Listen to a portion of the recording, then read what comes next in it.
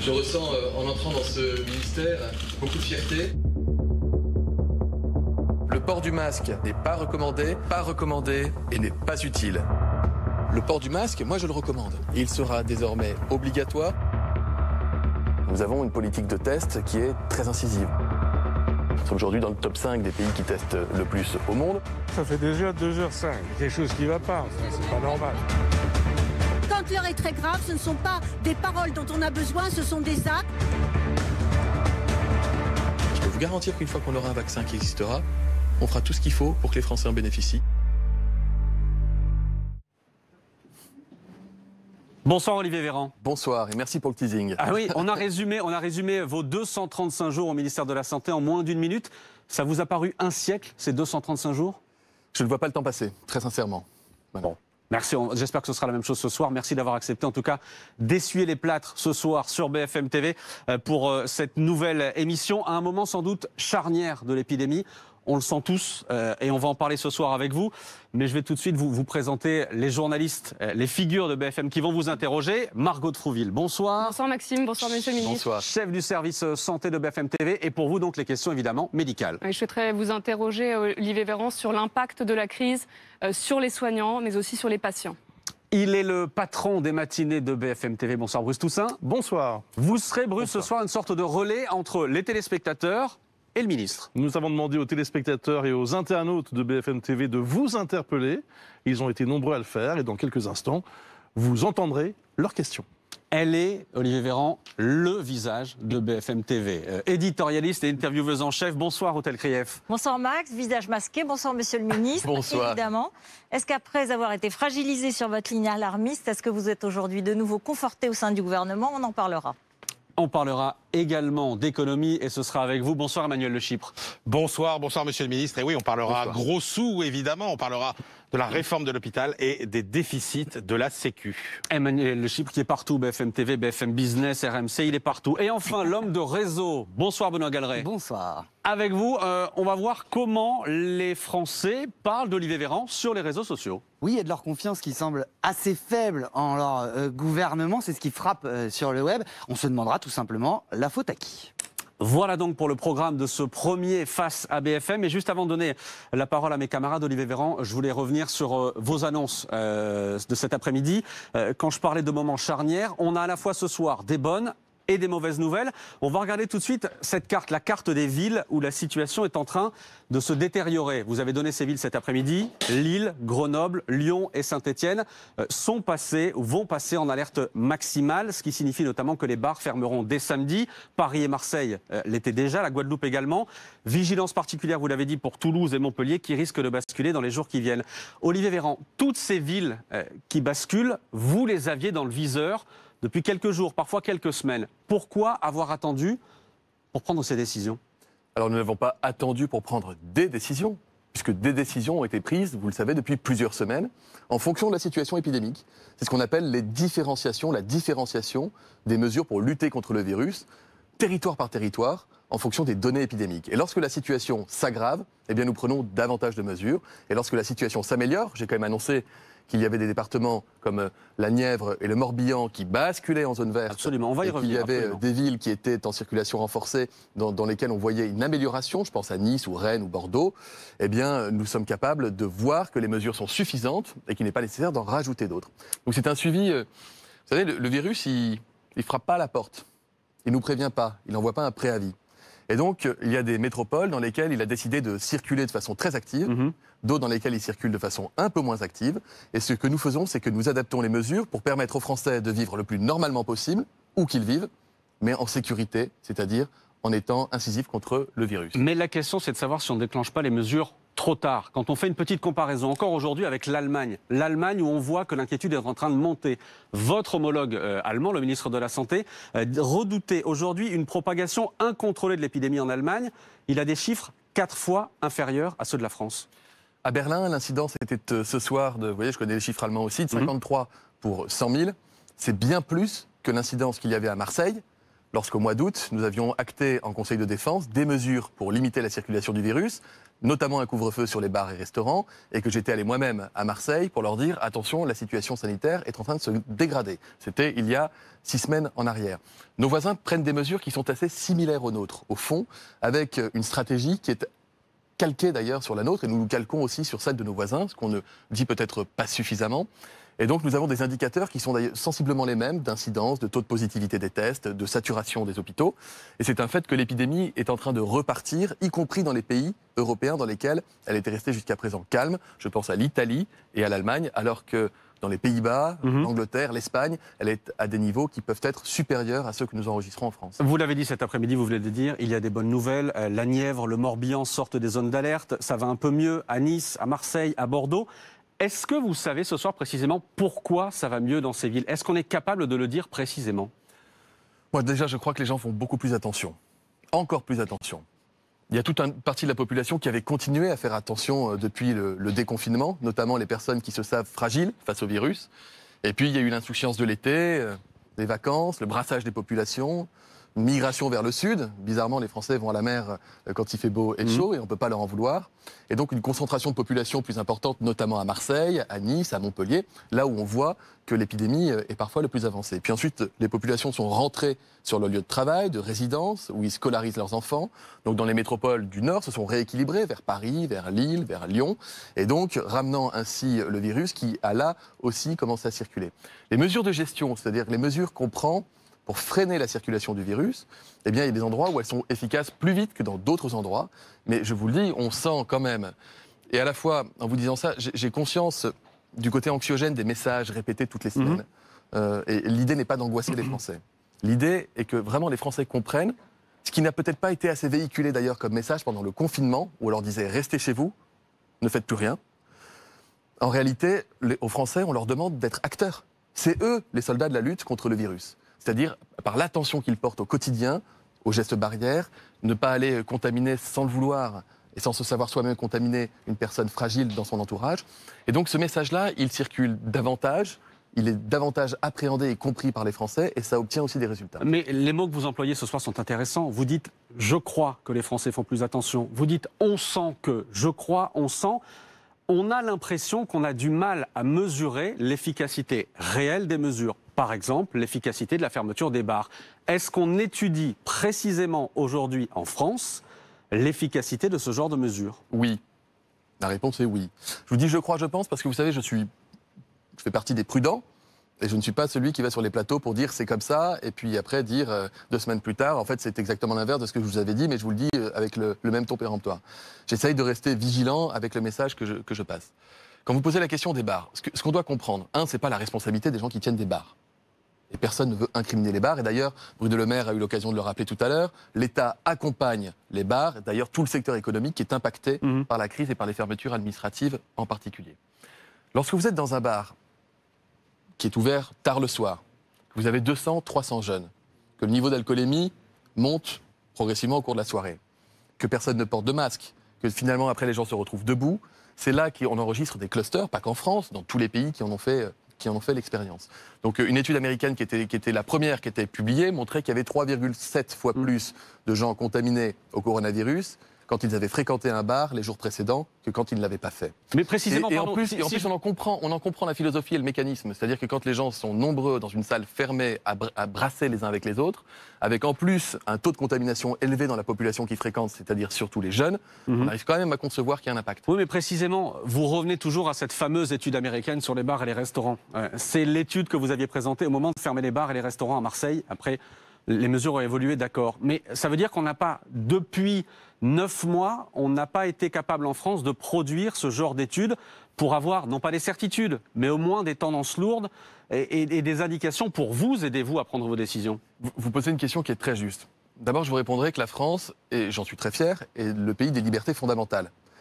Et que donc en France, il n'a pas été envisagé, en tout cas les premiers mois, de demander à toute personne qui rentrerait dans un bar d'indiquer son nom, son prénom et ses coordonnées. De fait que identifier un cluster dans un bar, c'est-à-dire un groupe de cas avec des multiples contaminations, c'est extrêmement complexe. Vous comprenez pourquoi. Et aujourd'hui, nous demandons dans les zones d'alerte maximale aux Français de jouer le jeu et de donner leurs coordonnées. Et nous leur demandons de le faire avec sérieux. Lorsque ça a été mis en place, je crois, en Suisse, ils étaient à 70% de non-bidons, de mauvais numéros de téléphone, parce que les gens ne voulaient pas laisser leur nom et leurs coordonnées. Quand je dis que les Français doivent être acteurs de la lutte contre le virus et qu'ils doivent être solidaires les uns vis-à-vis des autres, c'est aussi être capable de comprendre pourquoi est-ce que nous faisons cela. Mais il n'y a pas de doute sur l'impact des lieux fermés, clos, dans lesquels vous brassez des gens avec la difficulté de respecter les gestes barrières. Il n'y a aucun doute là-dessus. Vous pouvez me poser la même question sur les discothèques. Il n'y a pas d'outil de mesure de contamination dans les discothèques en France. Par contre, les pays qui les ont ouverts les ont tous fermés au bout de quelques jours, parce qu'ils avaient des clusters qui étaient très importants. Donc le virus est le même en France et ailleurs en Europe. Il est le même d'ailleurs dans toutes les villes de France. Et donc, ce qui est valable en Suisse, en Allemagne, en Belgique, en Angleterre, en Italie, en Espagne, l'est aussi en France. Dans 8 jours, Olivier Véran, les vacances de la Toussaint commencent. On se souvient du Premier ministre qui, à la rentrée, avait conseillé aux papis et aux mamies de ne pas aller chercher les enfants. Est-ce que vous conseillez la même chose ce soir à ceux qui nous regardent, aux grands-parents qui nous regardent? Ne vous occupez pas des petits-enfants pendant les vacances de la Toussaint? L'idée de priver pendant les vacances des grands-parents de leurs petits-enfants, vous imaginez que c'est lourd. Bien sûr. Ce que je demande à tout le moins aux Français, c'est d'essayer de limiter les déplacements en dehors de leur lieu de résidence quand ils ne sont pas importants. On ne les y contraint pas, mais nous leur demandons de faire attention, de limiter les grands déplacements quand vous venez d'une zone de circulation active. Et puis par ailleurs, de se protéger. Vous avez ce clip qui passe en boucle sur les chaînes télé. Vous voyez ce petit qui est avec sa grand-mère, ils font un gâteau, il lui joue de la guitare, il porte un masque, ils restent à distance l'un de l'autre. Ce sont les bons comportements à adopter. Vous pouvez voir vos petits-enfants, mais vous faites attention. Vous faites attention. L'erreur, vraiment, l'erreur, et je vous assure, j'ai visité un nombre de services hospitaliers et de réanimation en nombre en France, y compris ces dernières semaines, et beaucoup de réanimateurs me disent, cette personne-là, réunion familiale. Cette personne-là, mariage. Cette personne-là, soirée avec des amis. Mais alors du coup, c'est terrible parce que vous pose la question, il n'y aura pas de restriction de circulation? Les gens font font attention toute la journée et quand ils rentrent chez eux, ils se sentent à l'abri, ils sont dans leur cocon, ils ont 6 copains autour de la table, ils voient leurs enfants, leurs petits-enfants, écoute, on a quand même le droit de se voir, il y a quand même peu de chances que tu nous contamines. Hélas, c'est là. Mais d'où ma question, pas de restriction de circulation? Pas d'obligation de restriction à ce stade. En tout cas, je l'ai dit tout à l'heure en conférence de presse. C'est une question qui a été abordée en Conseil de défense. Si la situation devait évoluer, vous savez, je reste aussi prudent par rapport à cela. En l'état actuel des choses, il n'y a pas d'obligation de rester dans sa zone de résidence. Mais à nouveau, que ce soit que vous partiez ou que vous restiez chez vous, que vous voyiez des gens de votre famille ou non, appliquez les gestes barrières, gardez le masque. Je veux dire, le virus ne s'arrête pas à la porte de sa maison ou de son appartement. Vous nous l'avez dit, vous essayez d'anticiper. Est-ce que dans vos projections, il y a des seuils à partir desquels il faudra reconfiner, par exemple, de manière locale? D'abord, je vais vous dire que profondément, je prends un risque. Je prends toujours un risque quand on fait des projections avec une épidémie comme celle-ci, qui joue des tours à tout le monde. Profondément, je ne crois pas du tout que nous ayons besoin de reconfiner le pays. Et je ne le souhaite profondément pas. Profondément pas. C'est déjà un déchirement de demander à des gens, des restaurateurs, de réduire encore les voilures, de demander à des bars de fermer, de demander à des jeunes de ne plus aller en salle de sport. C'est un déchirement, croyez-le. Ce sont des mesures qui sont lourdes et nous avons tous conscience de l'impact que ça a sur les Français et sur celles et ceux qui voient leur activité profondément remaniée. Nous ne voulons pas un confinement généralisé. Vous savez qu'il y a un état, en cas d'aggravation de la circulation du virus, qu'on appelle l'état d'urgence sanitaire, localisé celui-là, qui tient compte de la saturation des hôpitaux et des réanimations. Et lorsqu'on bascule en état d'urgence sanitaire, on retrouve un certain nombre de mesures qui ont pu être appliquées pendant le confinement, mais sans aller jusqu'au confinement. Ça peut être la fermeture de commerces non essentiels, etc., etc. Nous ne voulons pas en arriver là. En fait, se projeter, c'est important, il faut donner de la visibilité aux Français. Il n'y a pas de plan caché. Et nous ne sommes pas résolus à une situation d'échappement du virus qui nous contraindrait à prendre des mesures dont on ne parlerait pas pour ne pas effrayer les gens. Ce n'est pas du tout comme ça que ça se passe. Mais on a bien compris qu'il y a un état d'urgence sanitaire possible. Juste une chose sur ce que vous disiez sur les réunions familiales. Vous conseillez à ceux qui nous regardent de garder le masque à l'intérieur, chez eux, en cas de réunion familiale? Les gens qui sont vulnérables en particulier. Les gens qui sont vulnérables en particulier. Ce qu'on vous montre dans la vidéo est conforme aux recommandations. Est-ce que vous confirmez ce soir ce que je disais tout à l'heure? Nous sommes à un moment charnière, un moment où l'épidémie peut basculer et peut déraper? Oui. Je l'ai dit la semaine dernière, je l'ai dit il y a 2 semaines, j'aurais pu le dire aujourd'hui. On est à la croisée des chemins. Il y a des territoires dans lesquels le virus circule de façon dangereusement rapide, avec un impact sanitaire fortement mesurable. Il y a des zones dans lesquelles nous n'en sommes pas à ce stade. Quel que soit le territoire concerné, il faut faire attention. Mais quand on regarde les chiffres que vous avez donnés ce soir, quand on regarde la liste des villes dont vous avez parlé ce soir, vous n'avez pas le sentiment que par endroit, la situation est déjà en train de vous échapper? Si vous voulez, ça aussi, c'est quelque chose qu'il faut arriver à saisir. Entre le moment où on prend une mesure, admettons la fermeture des bars. Je vais vous donner un exemple qui n'est pas réel. Imaginons que je sois allé hier dans un bar. Je prends les bars, c'est pas pour accabler les pauvres. Je prends un exemple. Imaginons que je sois allé hier dans un bar. J'ai rencontré quelqu'un qui était malade mais qui ne le savait pas. Un jeune asymptomatique. C'est la majorité des cas. Je suis contaminé. Dans 3 ou 4 jours, je serai moi-même contagieux. Mais je ne le saurai pas, puisque je suis jeune et en forme et que comme beaucoup, je ne ferai pas de symptômes. Mais je serai potentiellement contagieux. Dans 10 jours, j'irai voir, admettons, un proche, ma mère ou... Je ne ferai pas attention, je n'ai pas de symptômes, tout va très bien, je me sens parfaitement en forme. Je vais lui transmettre le virus. Elle-même, au bout de 4 jours, commencera à présenter des symptômes. Et si elle devait présenter une aggravation, ça prendrait 10 à 15 jours. Donc vous voyez qu'entre le moment où je suis allé dans un bar et le moment où mon proche va en réanimation, il va s'écouler 3 à 4 semaines. Donc si vous mesurez comme indicateur la saturation des hôpitaux et des réas, n'attendez pas à ce que la fermeture des bars déclenchée la semaine dernière produise déjà des résultats. En revanche, avant la fermeture des bars, nous avons pris des mesures de gestion. Limitation des grands rassemblements, interdiction de rassemblements publics sur la sphère publique au-delà d'un certain nombre de personnes, la fermeture des salles de fête, l'annulation des grandes célébrations de mariage. Ces mesures-là qui ont déjà été mises en place il y a 2, 3, 4 semaines, eh bien, commencent à porter leurs fruits et commencent à avoir un impact sur la circulation du virus avant d'en avoir un sur l'hôpital. C'est un paquebot. Et on l'a vu pendant le confinement. Entre le moment où on a confiné tout le pays, plus de contacts sociaux, et le moment où on a vraiment enregistré une forte inflexion de la courbe, il s'est écoulé 3 semaines. Est-ce que ce soir, Olivier Véran, vous êtes plus inquiet qu'il y a 2 ou 3 semaines? Vous savez, je suis inquiet depuis le mois d'août. Est-ce que vous êtes plus inquiet que le mois d'août? Mais vous vous souvenez que j'étais inquiet au mois d'août en disant attention, le virus circule, il touche les jeunes, il n'y a pas de raison qu'il ne passe pas des jeunes aux moins jeunes. On me disait, mais non, le virus a muté, il est moins dangereux, mais regardez, il n'y a pas de réa, il n'y a pas d'hôpital. Je pourrais vous montrer d'ailleurs comment ça fonctionne. Donc je n'ai pas à être inquiet, je suis vigilant et j'essaie d'attirer la vigilance des Français. Peut-être que nous n'avons pas été, peut-être que je n'ai pas été assez clair par rapport au risque, auquel cas j'en serai le premier désolé, mais je crois avoir, avec rigueur et de façon continue, pendant tout le mois d'août et tout le mois de septembre, alerté sur le fait que la reprise épidémique aurait les mêmes conséquences si nous laissions... Qu'est-ce que vous vouliez montrer, Olivier Véran, pardon? J'ai ce qu'il faut, si vous voulez. Comme je sais que vous êtes un adepte des courbes, j'avais tout prévu. Alors montrez-moi. Qu'est-ce que vous voulez? Regardez, je vous amène ça. Je vous amène ça, et juste après on passera aux questions de Margot de Frouville. Vous avez deux couleurs, un noir et un rouge. Bon, c'est une courbe qui sera plus compliquée que la précédente, mais, allez-y. Mais je pense que ça vaut le coup. Alors regardez, on va faire un graphe rapidement. Là, c'est le temps qui s'écoule, et on va le compter en semaines. Hop, hop. Et là, on va dire que c'est la fameuse incidence. L'incidence, c'est le nombre de nouveaux cas, c'est-à-dire c'est la circulation du virus.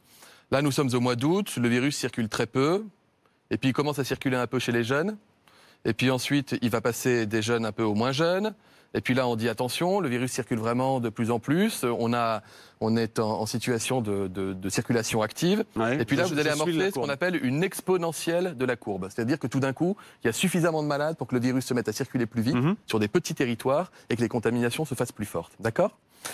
Imaginons que vous preniez une mesure de gestion, ce qu'on fait d'ailleurs en France, lorsque une mesure pour freiner la circulation du virus, assez tôt.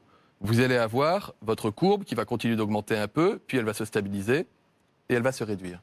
Si vous décidiez d'attendre pour appliquer des mesures et que vous les preniez plus tard, eh bien vous auriez en pratique les mêmes conséquences, la courbe augmente et puis ensuite va commencer à se diminuer. Mais ce que vous constatez, c'est l'écart du nombre de cas entre ces deux courbes, il est très important. C'est-à-dire que plus tôt vous prenez des mesures, plus vous allez freiner la diffusion du virus. Maintenant, c'est là où ça se complique, mais c'est intéressant aussi à comprendre, je pense.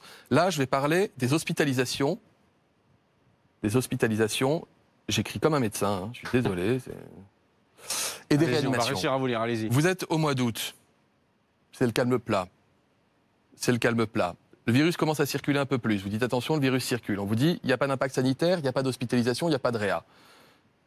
Ça reste encore très très calme. On vous dit, Mais non, mais le virus a muté, il est moins dangereux. Et puis, regardez, il n'y a toujours pas d'hospitalisation, il n'y a pas de réa. Puis à un moment donné, On va y revenir sur le virus après. Et puis à un moment donné, qu'est-ce qui se passe? Avec un décalage des 2 à 3 semaines que je vous expliquais il y a quelques minutes, eh bien, le nombre d'hospitalisations et le nombre de réanimations commence à augmenter et suit ensuite la même exponentielle. Eh bien, plus tôt vous intervenez pour casser la courbe épidémique, moins vous aurez de malades à l'hôpital et en réanimation. Plus tard vous intervenez, plus vous aurez de malades à l'hôpital et en réanimation. Et nous, ce que nous voulons faire, c'est ce fameux aplatissement de la courbe pour limiter le nombre de cas graves. On a compris votre démonstration. Et On a eu ça, la courbe. fois le nombre de métropoles qui sont touchées. Il n'y a pas une courbe nationale. Il y a une courbe par métropole. Merci pour la courbe. Olivier Véran, vous le savez, ce soir, vous êtes face à BFM, face aux questions des journalistes de la rédaction, et donc ce soir, face aux questions de Margot Trouville.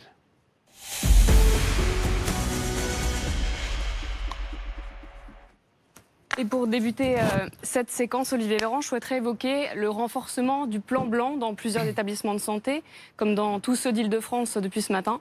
Le plan blanc, ça peut paraître un concept assez abstrait, mais en fait, ça a des répercussions bien concrètes sur des milliers de patients. Pour faire simple, ça veut dire qu'on va libérer du personnel en annulant des opérations. Et c'est ainsi qu'au printemps, 85% des interventions ont été annulées. Et la perspective de revivre ce scénario angoisse grandement les médecins. Écoutez. Je m'appelle Arnaud Méjean, je suis chef de service de chirurgie urologique à l'hôpital européen Georges Pompidou.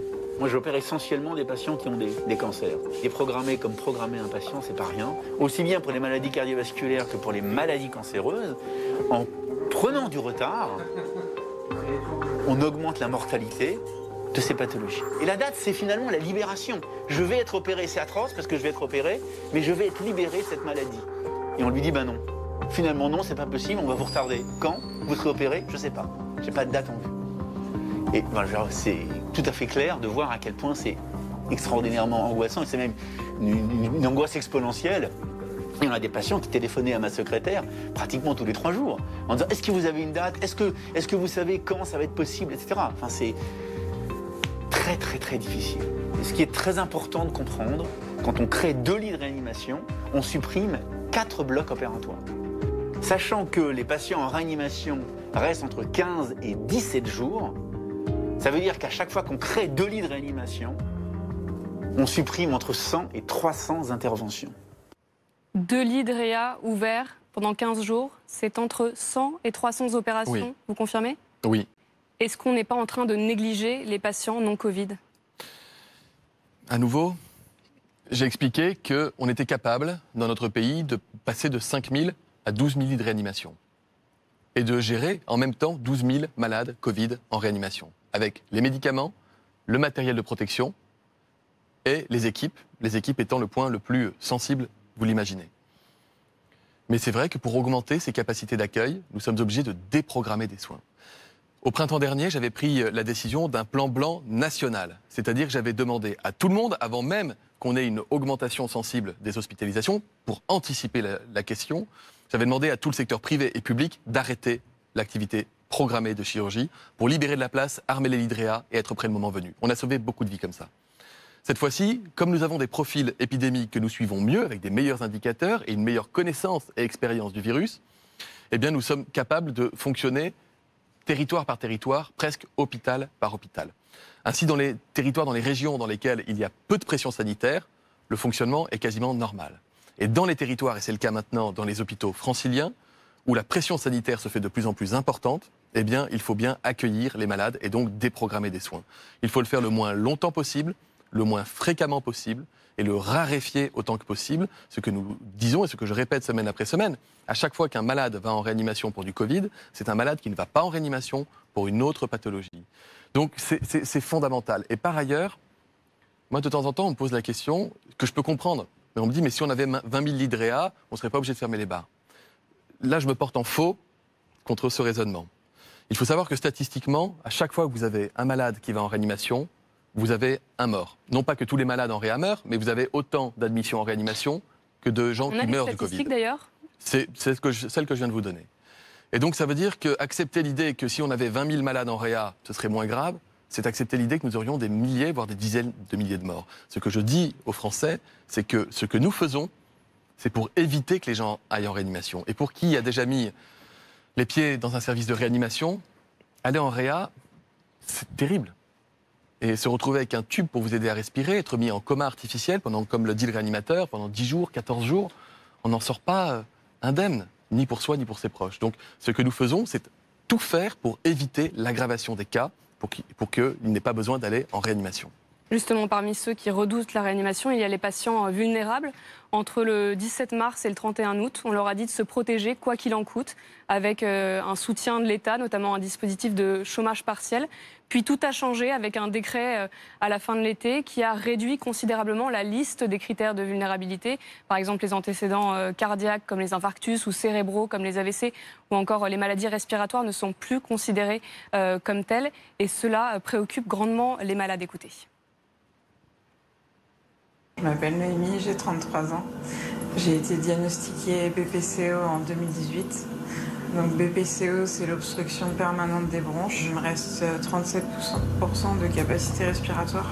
C'est l'asphyxie chaque jour. Je suis obligée d'avoir l'oxygène, sinon ça pourrait être trop dangereux pour moi. Mon conjoint n'a repris le travail qu'au mois d'août. Malheureusement, il a dû reprendre, comme beaucoup de Français, on a besoin de vivre aussi. Mais sinon, j'ai retiré mon fils du collège il y a 3 semaines pour des cas de Covid dans son collège. Attraper le Covid, pour moi, ce serait dramatique. Le pneumologue me l'a dit, même le médecin, j'ai une chance sur 2, c'est la réanimation. Il me dit rester, clairement. Restaurant, bar, tout ça, je n'ai pas fait depuis, je pourrais même pas vous dire, depuis des mois et des mois. On ne comprend pas pourquoi on n'est plus considéré comme personne vulnérable. Être retiré du décret, des gens ont perdu leurs droits, ont été obligés de retourner travailler, j'en connais qui ont pris des risques et qui ont eu le Covid, malheureusement, mais qui s'en sortent bien quand même. Mais on voit bien que non, ça envoyait des gens au casse-pipe, comme on dit, quoi. Alors, on a reçu beaucoup de témoignages, beaucoup de questions, parfois glaçantes sur ce même sujet. Est-ce que vous pouvez nous expliquer la cohérence? Est-ce que vous avez prévu de revenir sur ce décret compte tenu du niveau de circulation du virus actuellement? Alors, quelle est la cohérence? Vous avez plusieurs millions de Français qui font partie de ce qu'on appelle des vulnérables. Parmi ces Français, vous avez des femmes comme cette femme qui ont une très grosse pathologie respiratoire et dont je ne pense pas qu'elle travaille puisqu'elle doit bénéficier vraisemblablement d'un arrêt de travail compte tenu de son état de santé, de sa grande fragilité. Elle est en arrêt maladie pour une autre cause. Elle est en arrêt maladie. Cette femme, je ne pense pas qu'elle soit amenée à retravailler dans les conditions avec l'oxygène et non, mais son compagnon l'est amené.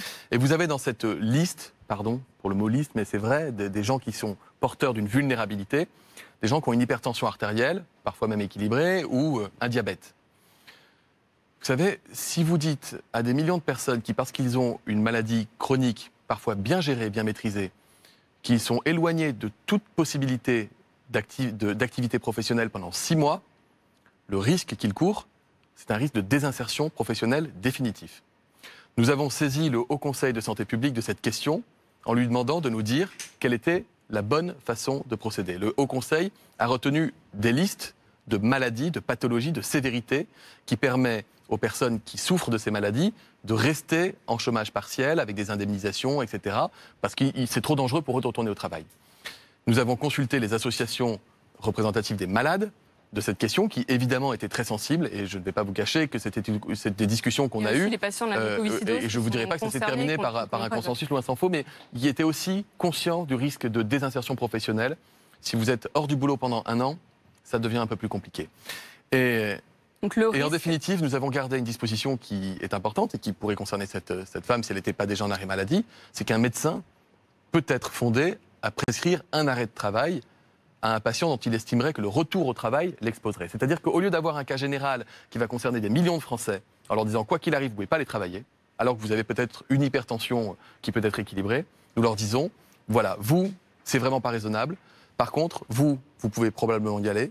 Et si votre médecin estime que c'est dangereux pour vous, il vous prescrit un arrêt de travail et vous êtes couvert. Il y a aussi la peur de l'employeur. On a eu des témoignages et après, quand j'ai proposé à ces personnes de témoigner, elles n'ont pas voulu. Parce qu'elles avaient peur vis-à-vis de leur employeur. Je comprends, mais je suis sûr que vous comprenez aussi ce qui a fondé la décision. Peur de dire leur fragilité? Et peur de dire qu'elles avaient peur de retourner travailler et qu'elles y retournaient parce qu'elles n'avaient plus le choix. Je comprends. Je voudrais à présent évoquer ceux qui sont en surchauffe depuis des semaines, parfois au bord de l'épuisement. Ce sont les personnels des laboratoires de biologie médicale. Pour eux, on est toujours dans la première vague car la demande est allée crescendo depuis le mois de mars. Je suis le docteur Arthur Clément, je suis médecin biologiste. J'ai une formation de spécialiste en médecine de la reproduction. Et c'est vrai qu'en cette période de crise Covid, on s'est un peu réadapté. Et donc, je suis maintenant à 100% pratiquement sur la gestion de la crise. Chaque matin, on va au front pour prendre en charge le maximum de patients, rendre les résultats le plus rapidement possible. Ça a été particulièrement difficile au début du mois de septembre, où on a eu une augmentation très importante du nombre de tests à réaliser sur une période de temps très courte. Et c'est vrai qu'à ce moment-là, les délais de rendu des laboratoires ont augmenté. Il a fallu lever majoritairement 2 types de freins. Le premier type de frein, c'était donc l'achat de matériel et de réactifs. On est en train de monter en puissance pour pouvoir justement atteindre la capacité maximale de la machine. Là où il faut que ça suive, c'est qu'on doit avoir plus aussi de ressources humaines pour pouvoir enregistrer les dossiers, faire les prélèvements, analyser les tests. Des laboratoires en train de monter en puissance. Encore maintenant, on est début octobre, le déconfinement, c'était mi-mai. Ça donne l'impression qu'il n'y a pas eu d'anticipation suffisante. Pardon, au moment du déconfinement, vous vous souvenez combien on faisait de tests par semaine? Et on en faisait 300 000 en juillet. On en faisait 300 000 en juillet. On est monté à 1 300 000 tests par semaine. On en fait encore 1 200 000.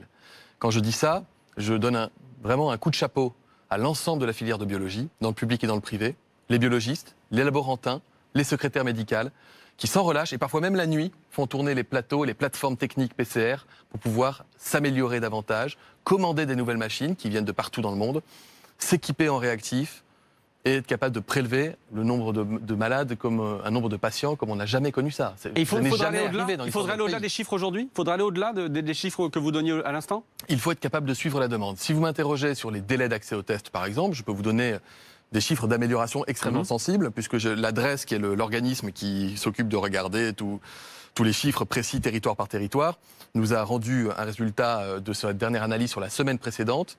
Maintenant, nous sommes à 1,2 jours de délai de rendu d'examen. 80% des tests sont rendus dans les 36 heures, c'est-à-dire que l'amélioration à l'échelle du pays est manifeste par rapport à la situation de tension qu'on a connue à la rentrée. Nous sommes aujourd'hui dans un délai de rendu qui est inférieur à celui qui était celui du mois d'août, grâce à la mobilisation de toute la filière de biologie. Donc oui, ils ont une pression énorme sur les épaules.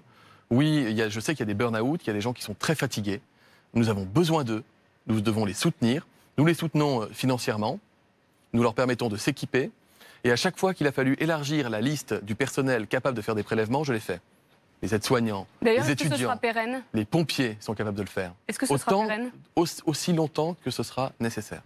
À chaque fois qu'il y a eu des blocages qu'on a pu lever, nous l'avons fait.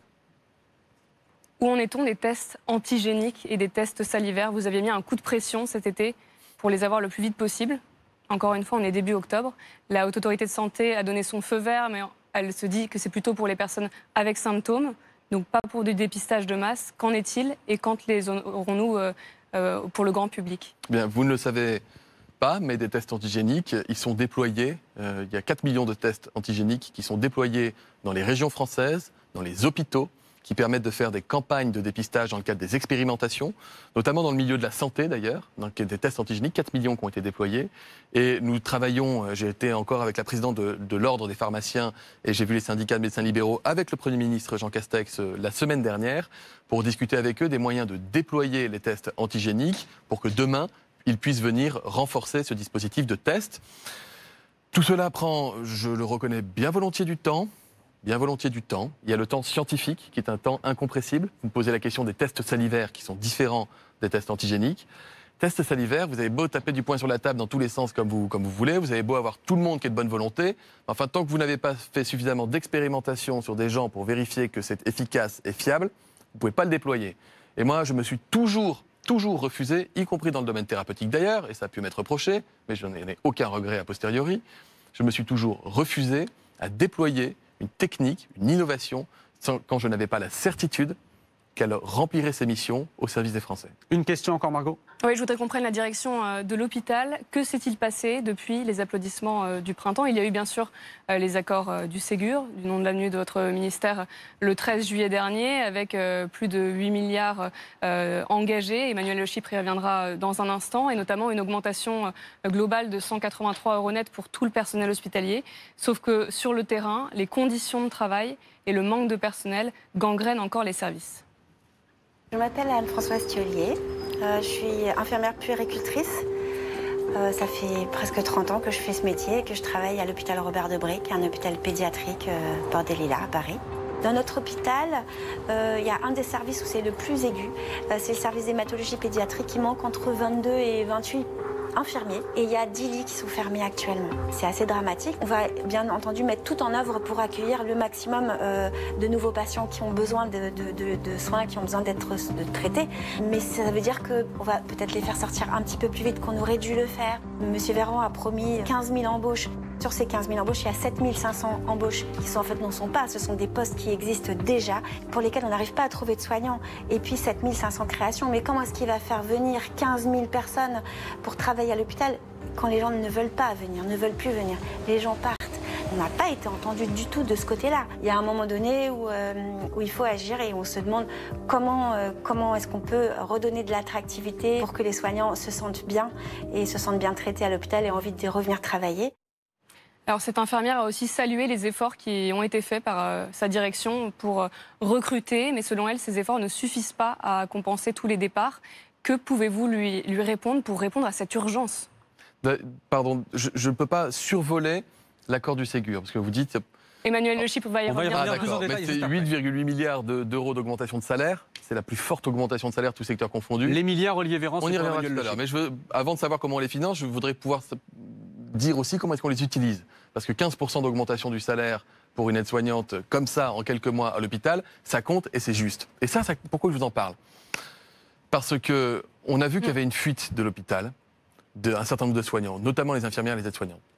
Parce que l'attractivité n'était pas au rendez-vous, parce que c'était des métiers qui n'étaient pas suffisamment valorisés, financièrement, socialement.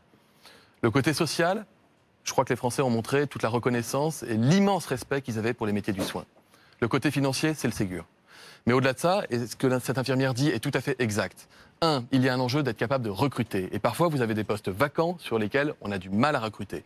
Les premiers indicateurs tentent à montrer que la hausse d'attractivité est en train de porter ses fruits et qu'on est en train progressivement de trouver des soignants sur les postes sur lesquels on n'en avait pas. C'est le Premier ministre, Jean Castex, qui avait proposé de rajouter au Ségur l'embauche de 15 000 soignants et il a eu raison. L'ouverture de 4 000 lits qu'on appelle des lits accordéons, c'est aussi une mesure très forte et le président de la République a insisté sur ce point et il avait parfaitement raison. Et nous allons aussi considérablement simplifier, mais ça ne se fait pas en 3 jours. On est allé très vite, le Ségur, 5 semaines de négociation. On va simplifier la gouvernance à l'hôpital, on va donner de la place à chacun. On va sortir des pyramides trop rigides. On investit. On reprend 13 milliards de dettes hospitalières. Comment vous dire? Imaginez que vous soyez très endetté. Vous ayez vraiment du mal à faire vos courses et en tout cas que vous n'envisagiez pas de partir en vacances. Et moi, je viens vous dire, 1 euro sur 3 de votre dette, on la supprime. Votre aide, vous remboursez 1 500 euros par mois, on vous enlève 500 euros. Vous retrouvez de l'oxygène, vous investissez, vous modernisez et vous vous projetez dans l'avenir. 6 milliards d'euros d'investissement dans le cadre du plan France Relance pour moderniser, numériser, construire des hôpitaux. Et puis un changement de logique. Moi, je ne veux plus que quand on construit un hôpital, ça aille forcément de pair avec la fermeture de lits ou des suppressions de personnel. Je ne veux plus cela. Ça prend forcément un peu de temps pour être visible, mais je peux vous garantir que les équipes dans l'administration centrale bossent comme des damnés pour que ce soit visible le plus vite possible parce qu'il y a urgence. Et un autre signe, je dirais encourageant, c'est que j'ai cru voir qu'à cette rentrée, on est en train de battre des records d'inscription et de candidats dans les études de soins infirmiers, ce qui est une bonne nouvelle. Je crois que l'effet, encore une fois, de revalorisation du statut social du soignant, de la place du soignant, la place du care, du prendre soin dans notre société, ça va aussi compter énormément. J'ai confiance dans l'hôpital, j'ai confiance dans nos soignants, je leur demande de me faire confiance. Gros de ma mission, c'est aussi de les aider, de les soutenir et de faire en sorte qu'on retrouve l'envie de travailler collectivement à l'hôpital. On va continuer à en parler, Olivier Véran. Merci Margot. Une question, Monsieur le Ministre. Combien de soignants français sont morts après avoir contracté le Covid depuis le début de la crise? Il est compliqué de répondre à cette question parce qu'il y a ce qu'on appelle le secret médical et qui fait qu'il s'impose même pour les soignants. Donc alors, on n'a pas de décompte précis de mortalité par profession des gens. On a des chiffres, les chiffres officiels, Santé publique France, qui nous donnent 16 morts pour des soignants, 16 soignants morts dans le milieu hospitalier. Et on a par exemple la caisse de retraite des médecins libéraux, les médecins de ville, qui nous dit aujourd'hui 46 morts, 46 médecins morts après avoir contracté le virus. Est-ce que ces chiffres-là, que vous n'avez jamais repris à votre compte, d'une certaine manière, depuis le début de la crise? Pour la raison que j'ai évoquée. Et pourquoi est-ce que dans d'autres pays, on nous donne des chiffres assez régulièrement et assez précisément, je dois dire, et pourquoi est-ce qu'en France, on ne le dit pas? Le chiffre que je pourrais vous donner quand je l'aurai, c'est le chiffre du nombre de soignants en ville et à l'hôpital qui souffrent de séquelles, d'une invalidité partielle et qui bénéficieront d'une reconnaissance automatique en maladie professionnelle. Ce chiffre, nous l'aurons, il y a des estimations, quelques milliers, mais nous n'avons pas encore évidemment de compte exhaustif de cela. Le secret médical perdure après la mort. Donc on est au courant d'un certain nombre de médecins, de soignants parfois, qui sont morts, et je pense que de toute façon tout soignant qui est mort du Covid, c'est une mort tragique évidemment, mais je ne peux pas vous donner de chiffres exhaustifs parce que il y a ce secret. On voit, Olivier Véran, depuis le début de l'émission, à quel point la santé et l'économie sont liées. On le voit notamment quand les soignants réclament plus de moyens. Margot en parlait, notamment les syndicats. Vous avez été à leur place. Vous êtes, comme interne, opposé au projet du gouvernement. C'était en 2007. Et je voulais qu'on voit ces images ce soir. Le problème pour qu'on en arrive à faire grève, c'est qu'on en arrive à la dernière, solution possible, puisque toutes les tentatives pour essayer de négocier directement avec le ministère se sont révélées totalement inefficaces. Olivier, interne en neurologie, est en 10e année, l'avant-dernière de ses longues études. Il fait partie des meneurs de cette grève, suivi selon lui par 80% des 160 internes grenoblois. Il faut encourager un médecin à aller s'installer en milieu rural et ne pas le forcer de façon rapide et sans aucun plateau technique, sans possibilité de s'associer à d'autres médecins, sans moyens de télécommunication adaptés et tout en fermant les hôpitaux périphériques. Ce que nous demandons, c'est un développement global de la zone rurale. Qu'est-ce que dit le ministre de la Santé à ce jeune interne ce soir? Non, ce qui me faisait rire, c'était l'ordinateur. Ah oui. Le vieux modèle, ça me projette quand même très très loin en arrière. Il n'y a que l'ordinateur qui vous perturbe? Non, pardon. Je préfère parler d'ordinateur. Vous êtes vache, hein. Qu'est-ce que vous dites à ce jeune interne? Qu'est-ce que je dis à ce jeune interne? Qu'il n'a rien perdu de ses convictions. Sur la liberté d'installation, qui était un mouvement important.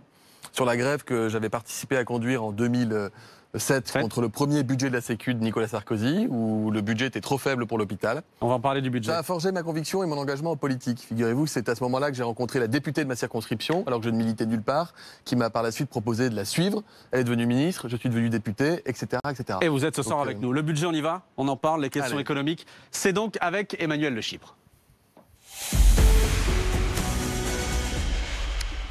Emmanuel, que vous retrouvez notamment tous les jours sur BFM Business, évidemment. Bonsoir, monsieur le ministre. Bonsoir. À l'occasion de cette crise, beaucoup de Français ont découvert à quel point leur système hospitalier était à bout de souffle. Et le mot est faible. Alors, juste, je crois qu'on va voir défiler quelques chiffres pour faire le diagnostic, parce que j'aimerais que vous nous fassiez le diagnostic de comment on en est arrivé là, avant de voir vos réponses. La France est le pays qui dépense le plus pour son hôpital dans toute l'Europe. Et pourtant, nos hôpitaux ont accumulé 30 milliards de dettes. Et nos infirmières sont les plus mal payées de toute l'Europe. Étaient les plus mal payées de toute l'Europe. Elles ne sont pas encore au niveau de la moyenne des autres pays. Elles le seront avec le Ségur. Pas tout à fait, je crois. Pas tout à fait, je crois. On peut comparer si vous voulez, elles le seront. Moi, ma question, c'était de savoir, le pognon, il passait où? Où est-ce que cet argent qu'on donnait à notre système hospitalier, où est-ce qu'il partait? Alors, il y a une réponse, il y a la suradministration. La France est le pays qui a le plus de personnel non médicaux à l'hôpital. C'était bien ça pour vous le problème ou pas? L'hôpital, c'est le lieu de la formation, c'est le lieu de la recherche, c'est le lieu de l'excellence. Et l'hôpital, il a à la fois une mission de proximité, il peut être petit, dans des territoires parfois ruraux, et il a une mission aussi d'excellence et de médecine de pointe, notamment dans les grandes villes, les hôpitaux universitaires. Donc l'hôpital, on lui demande plein de choses. Et l'hôpital, je vais vous expliquer, il s'est trouvé écartelé entre deux logiques assez opposées pendant des années. Une logique qui disait l'hôpital coûte trop cher, il faut faire davantage de médecine de ville. Et l'hôpital fait trop de choses, et donc il faut faire le virage ambulatoire. Ce qui est, sur cette deuxième partie, vrai. Il y a trop de choses, trop de soins qui sont faits à l'hôpital qui pourraient être faits en ville. Mais dans le même temps, on manquait de médecine de ville. Ça ne vous a pas échappé, les déserts médicaux se creusaient. Et donc on a dit à l'hôpital, tu n'as pas le droit à l'hôpital de faire des soins que la ville pourrait faire. Et donc on ne l'a pas aidé et accompagné pour ses missions de proximité. On lui a donc réduit les voilures, on a réduit le nombre de lits pendant des années. Je dis on, c'est pas moi, je me suis plutôt battu contre, et l'image juste avant le montrait. On a baissé les tarifs. On a baissé les tarifs, il y a eu des fermetures de lits de façon conséquente. Certaines fermetures de lits allaient de pair avec le développement de l'ambulatoire à l'hôpital, ce qui est une bonne chose. Ce qui est une bonne chose. La chirurgie ambulatoire, c'est très bien. La médecine ambulatoire, c'est très bien. Les hôpitaux de jour, c'est très bien.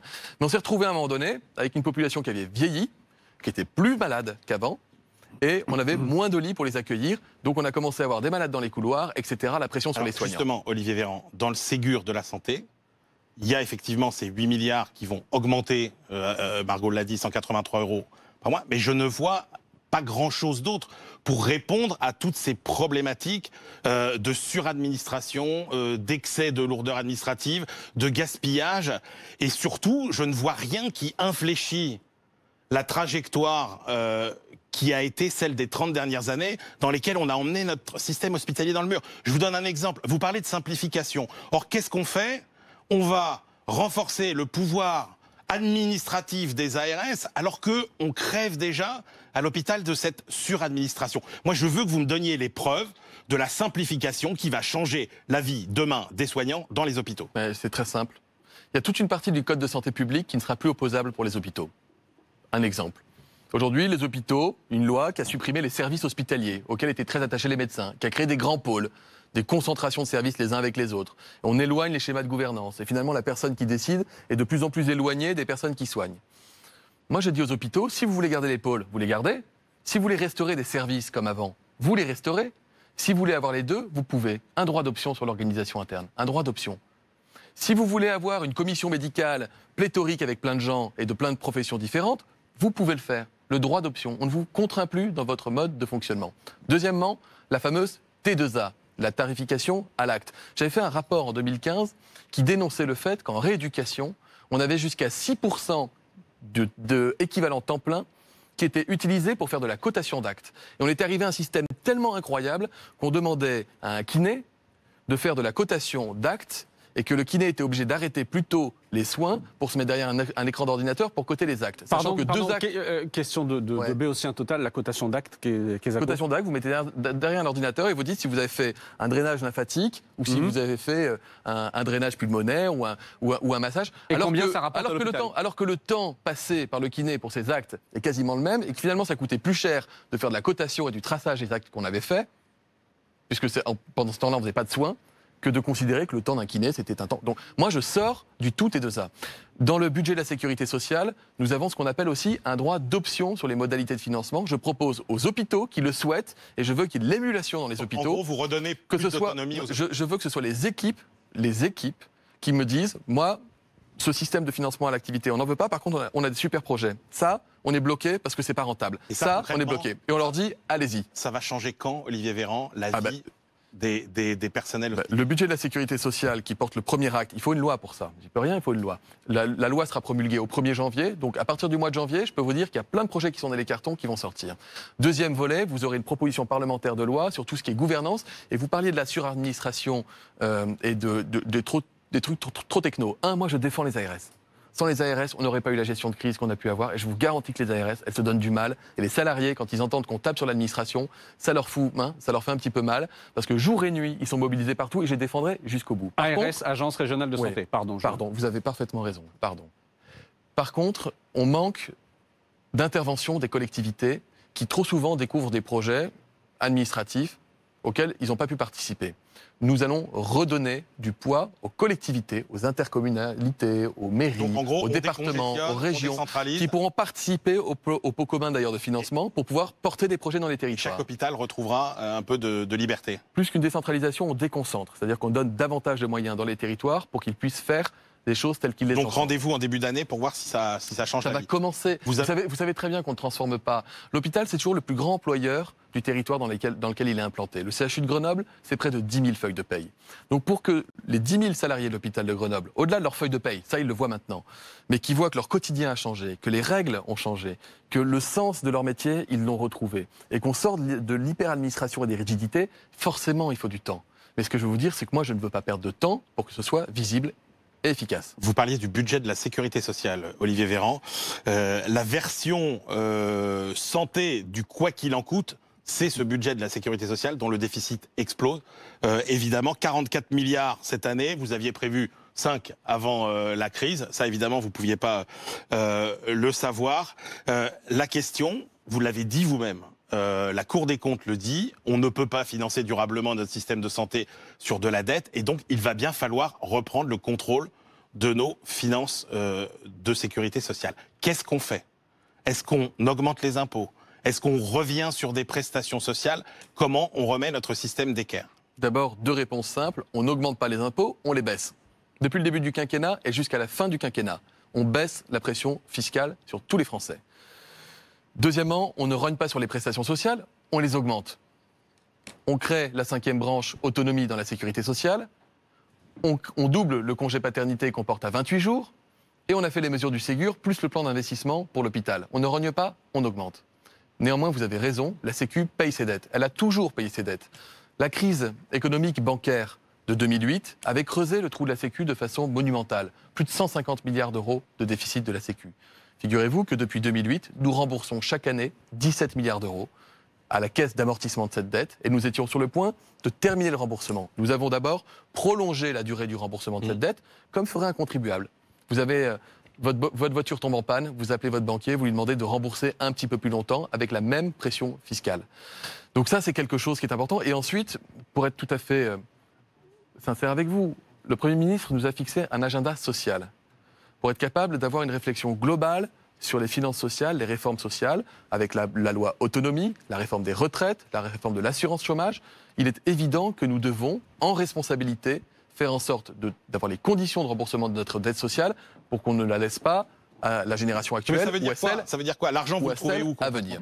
Ce seront des décisions gouvernementales sur les réformes, notamment les réformes sociales. Je vous ai parlé de la réforme des retraites, qui peut être une piste. Il y a d'autres moyens d'envisager cela. J'ai chargé le Haut Conseil pour la protection de l'assurance maladie de faire des propositions. Il y a différents experts qui réfléchissent à cela. Dans les prochains mois, vous aurez une réponse, mais sachez d'ores et déjà que nous avons planifié le remboursement de la dette sociale et que nous avons les ressources qui existent déjà, sans augmenter les impôts des Français, pour le faire. Alors, vous avez pris la parole cet après-midi avec le ministre de l'économie, Bruno Le Maire, en faisant écho d'ailleurs sans doute à un sondage Odoxa BFM Business sorti ce matin qui montre que au début, les Français, c'était vraiment la préoccupation sanitaire qui était primordiale. Aujourd'hui, les 3/4 des Français veulent que le gouvernement prenne ses décisions face au virus en tenant compte autant des conséquences économiques et des conséquences sanitaires. Ma question, elle est un peu abrupte. Quand on regarde la façon dont vous avez plongé délibérément le pays dans le coma économique, vous avez provoqué la plus grave crise économique de l'après-guerre. Tous les travaux montrent que les crises économiques provoquent des dégâts sanitaires absolument considérables. Je pense qu'on a quelques échantillons, j'ai ressorti quelques études pour vous. Est-ce que, alors pardonnez ma question, mais est-ce que vous ne craignez pas que finalement la crise sanitaire provoquée par la crise économique fasse plus de morts que le coronavirus lui-même? Vous savez ce qui aurait provoqué la plus grosse crise économique de notre pays? Je suis sûr que vous le savez. Ça aurait été de laisser les Français se débrouiller. Ça aurait été de ne pas mettre tous les mécanismes de protection que nous avons mis en place. Ça aurait été de ne pas mettre en place le chômage partiel qui fait que les salariés n'ont pas perdu leur emploi et n'ont pas perdu leurs revenus. Ça aurait été de ne pas définir, comme l'a fait Bruno Le Maire, un fonds de solidarité pour les indépendants, les entreprises. Ça aurait été de ne pas couvrir les pertes de recettes des hôpitaux et des cliniques. Ça aurait été de laisser les gens se débrouiller. Certains pays l'ont fait. Ils ont eu 3, 4, 5 millions de chômeurs comme ça. Les décisions qui ont été prises par le gouvernement et par le président de la République de protéger l'économie à travers des dépenses publiques permettent d'éviter un chômage beaucoup plus important que celui que nous pouvons craindre du fait de la crise économique. Donc, oui, sauf que la réalité, je crois que chacun doit se rendre compte de l'amortisseur social monumental que constitue notre système de protection sociale. Je vous dis ça, aujourd'hui, la Sécu fête ses 75 ans, figurez-vous. Sans la sécurité sociale, nous aurions eu 3 fois, 4 fois plus de pauvres. En 2008, après la crise économique et bancaire, la France a eu 3 fois moins de nouveaux pauvres que les voisins allemands. Quand on se compare, on oublie souvent ce genre de choses-là. C'est la fierté de notre pays que d'avoir un système qui est solidaire et qui est performant. Oui, on doit payer nos dettes, mais on ne peut pas dire que nous avons provoqué délibérément une crise économique. Par contre, vous avez fermé administrativement l'économie. Mais vous avez raison de souligner qu'une crise sanitaire a un impact économique majeur. Ouais. Et une crise économique peut avoir un impact sanitaire majeur. La santé et l'économie sont les 2 faces d'une même médaille, ce que j'ai dit tout à l'heure avec Bruno Le Maire en conférence de presse. C'est pour ça qu'on ne peut pas opposer l'un et l'autre et que nous prenons soin de l'économie comme nous prenons soin de la santé des Français. Merci Emmanuel Le Chypre. Juste une question sur cette image qu'on a vue cet après-midi. Justement, vous étiez avec Bruno Le Maire pour cette conférence de presse. Le tandem que vous formez désormais, si je puis dire, avec Bruno Le Maire, santé et économie, qui est devant, qui tient le guidon, qui dirige? Est-ce que c'est Bruno Le Maire qui impose le tempo par l'économie, par le budget, qui vous impose le tempo? Il y a le président de la République qui préside le Conseil de défense et de sécurité nationale, un Premier ministre avec lequel nous travaillons tous très bien, qui coordonne la politique gouvernementale, et nous sommes en phase. Ça peut paraître bizarre, vous pouvez chercher, et d'ailleurs vous n'avez pas vu une feuille de papier à cigarette entre les uns et les autres, vous ne voyez personne s'exprimer sur les décisions qu'aurait pris l'un ou qu'aurait pris l'autre. Nous sommes en phase. Nous avons un cap qui est partagé, faire en sorte que notre pays puisse sortir de cette crise et sortir dans les meilleures conditions possibles. Et nous sortirons de cette crise. Nous sortirons de cette crise. Nous vaincrons l'épidémie, nous vaincrons le virus et nous sauverons l'économie. Cela implique d'avoir des décisions qui sont parfois difficiles, coûteuses, mais que nous prenons en responsabilité, en phase les uns avec les autres. Je voulais vous donner une information, vous l'avez sans doute déjà, mais vous pouvez retrouver Emmanuel Le Chypre tous les jours, entre midi et 15h sur RMC, avec Laurent Neumann et Laure Croisier, c'est donc entre 12h et 15h. J'ai oublié de le dire, je vous le dis quand même, c'est important. Olivier Véran, vous êtes ce soir face à BFM, nouvelle émission, un invité, donc face aux questions de la rédaction, face aux figures de la rédaction, et face aussi à vos questions, vous qui nous regardez, grâce à Bruce Toussaint.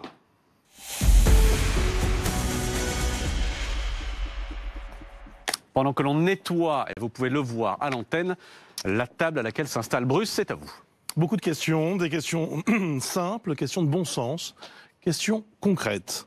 On commence avec Nordine, il a 18 ans, il est au lycée et il s'inquiète d'une éventuelle mutation du virus. Regardez. Bonsoir Monsieur le Ministre, j'ai 18 ans, je m'appelle Nordine Gaba.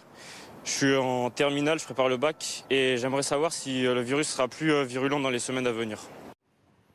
Sera-t-il plus virulent dans les semaines à venir? Alors, être virulent pour un virus, ça ne veut pas forcément dire qu'il a muté. Je ne suis pas sûr que Nordine se pose la question de la mutation. Moi, je l'ai dit cet été, un virus qui, dans l'histoire, décide de muter pour devenir plus sympa vis-à-vis de ses hôtes, je ne connais pas trop, en tout cas pas en quelques mois, et je n'y ai jamais cru, et vous pouvez me reconnaître d'avoir été là-dessus plutôt dans le vrai. Bien, maintenant j'entends qu'il aurait muté pour être plus dangereux, maintenant qu'il y a des cas à l'hôpital. Non, il n'a pas non plus muté pour être plus dangereux, c'est les conséquences sanitaires que j'expliquais tout à l'heure qui découlent des contaminations. C'est le professeur Didier Raoult qui le dit. On ne l'avait pas encore cité d'ailleurs depuis le début de cette émission. Je ne suis pas, 21h53, vous avez manqué. C'est lui qui le dit. Il le dit très clairement. Pour la question de nous en sommes, permettez-moi, pour que ceux qui nous regardent comprennent bien. Il dit, le professeur Raoult, nous en sommes à la variante 4 du virus. Et ce qui se passe aujourd'hui, d'ailleurs, ce virus, cette variante est différente de ce qui s'est passé cet été. C'est pas vrai. Mais je ne sais pas si c'est pas vrai. Un virus peut muter. Il peut avoir des mutations. De fait, il y a plusieurs souches virales différentes. Donc factuellement, il est vrai de dire qu'un virus peut muter, mais de considérer qu'un virus serait moins dangereux à un moment donné, puis plus dangereux au moment où les malades montent à l'hôpital après qu'on ait dit qu'il était moins dangereux, c'est un hasard malencontreux. Honnêtement, je préfère considérer que le virus est dangereux tout le temps. La question de Nordine me paraissait intéressante pour le coup, était de savoir si le virus pouvait devenir plus virulent. Il y a 3 caractéristiques d'un virus. Je l'ai déjà dit sur votre plateau, mais je le répète. La contagiosité, c'est-à-dire la capacité du virus de passer de quelqu'un à quelqu'un d'autre. La durée pendant laquelle il est contagieux et le nombre de personnes qu'on croise quand on est contaminé et qu'on peut contaminer soi-même. Si le virus commençait à circuler plus massivement et si nous réduisions notre vigilance, si on était moins solidaires les uns vis-à-vis des autres, alors le virus deviendrait plus virulent. Pas parce qu'il aurait muté, mais parce que sa circulation se verrait accélérée. Mais tant que nous sommes vigilants en Nordine, et tant qu'on fait attention, tant qu'on porte le masque comme il l'a fait, et tant que quand on va voir ses parents et ses grands-parents, on reste prudent pour ne pas les contaminer, alors le virus n'a pas de raison de devenir plus virulent. Quels sont vos rapports aujourd'hui avec Didier Raoult? Comme avec beaucoup de médecins et beaucoup de scientifiques français. Donc vous êtes en contact avec lui régulièrement? Ça arrive, oui. Qu'est-ce que vous vous racontez? Ça nous regarde. Je ne crois pas que ce soit très important. J'ai pas envie de remettre une pièce dans la machine. Les gens ont voulu imaginer qu'il y avait un... Honnêtement, c'est pas très important. Vous le respectez? Vous respectez son expérience, son travail? Je respecte le travail de tout le monde, ce qui ne veut pas dire que je respecte forcément les prises de parole intempestives des uns et des autres. Et je ne vise pas forcément M. Raoult. Il y a sur des plateaux de télé des gens qui sont encore en train de nier l'épidémie. Puis vous avez sur des plateaux de télé des grands experts, PUPH, professeurs de médecine, qui il y a 3 semaines vous disaient que le virus ne tuait plus et que c'est pas vrai et qu'il n'y avait pas d'augmentation des cas, et qui maintenant vous disent qu'on a pris des mesures trop tard et qu'on est complètement incompétent. Le problème de ça, si vous voulez, c'est pas d'entendre à la télé qu'on serait incompétent, ça peut arriver, mais c'est pas grave. Le problème de ça, c'est que ça noie le message. Et tout l'été, le message a été un peu noyé. Il a été un peu noyé. Et moi j'ai essayé d'alerter en disant attention, il n'y a pas de raison que ça soit différent si on ne fait pas gaffe. Et il y avait beaucoup de gens qui considéraient qu'il était moins dangereux, qu'il y aurait moins d'hospitalisation. Il y a encore des gens, des complotistes aussi, qui vous expliquent qu'en fait tout ça est une machination. Tout ça n'est pas sérieux. Ce que je veux, c'est que ça n'impacte pas le comportement des Français. Et je ne veux pas que, alors que c'est déjà dur pour eux de se taper une épidémie, ils aient en plus cette petite musique qui leur dise finalement c'est pas si grave. Autre question, Monsieur Conan. C'est une question que je crois que tout le monde aimerait vous poser. Regardez. Bonjour Monsieur le ministre, je suis Monsieur Conan, j'ai 56 ans. J'aimerais savoir à quand le vaccin, s'il vous plaît. Écoutez, je ne suis pas venu avec mes éprouvettes et mes tests. Par contre, je peux vous dire que nous avons confié aux États européens le soin de contractualiser avec tous les laboratoires, et ils sont nombreux, qui sont bien avancés dans la recherche d'un vaccin. Je suis les travaux de très près. Il y a plusieurs types de vaccins différents, avec des pistes qui sont sérieuses. Des études qu'on appelle des études de phase 3, en population générale. On donne le vaccin et on regarde si c'est efficace. Quand on aura un vaccin, c'est qu'il sera sûr et efficace. Alors quand ? Je reste encore sur des perspectives de certains laboratoires qui nous disent peut-être à la fin d'année, d'autres nous disent peut-être au printemps. C'est possible à la fin d'année. Je ne veux pas donner de faux espoirs et je ne veux pas toucher les espoirs de ceux qui en ont non plus, dans la mesure où il y a cette marge d'incertitude. Mais on est dans une recherche mondiale focalisée sur la recherche d'un vaccin. Encore une fois, ce que les Français doivent savoir, c'est que quand il y en aura un, il faudra qu'il soit sûr, efficace, et alors nous l'aurons. Et justement, comment ça va marcher ? Quand il y aura un vaccin, il faudra se faire vacciner tous les 2 mois ? Tous les 6 mois ? Alors, vous posez une bonne question. Certains vaccins peuvent avoir une couverture vaccinale plus ou moins importante, comme pour la grippe. Et vous avez des vaccins qui peuvent avoir une durée d'action plus ou moins longue de protection.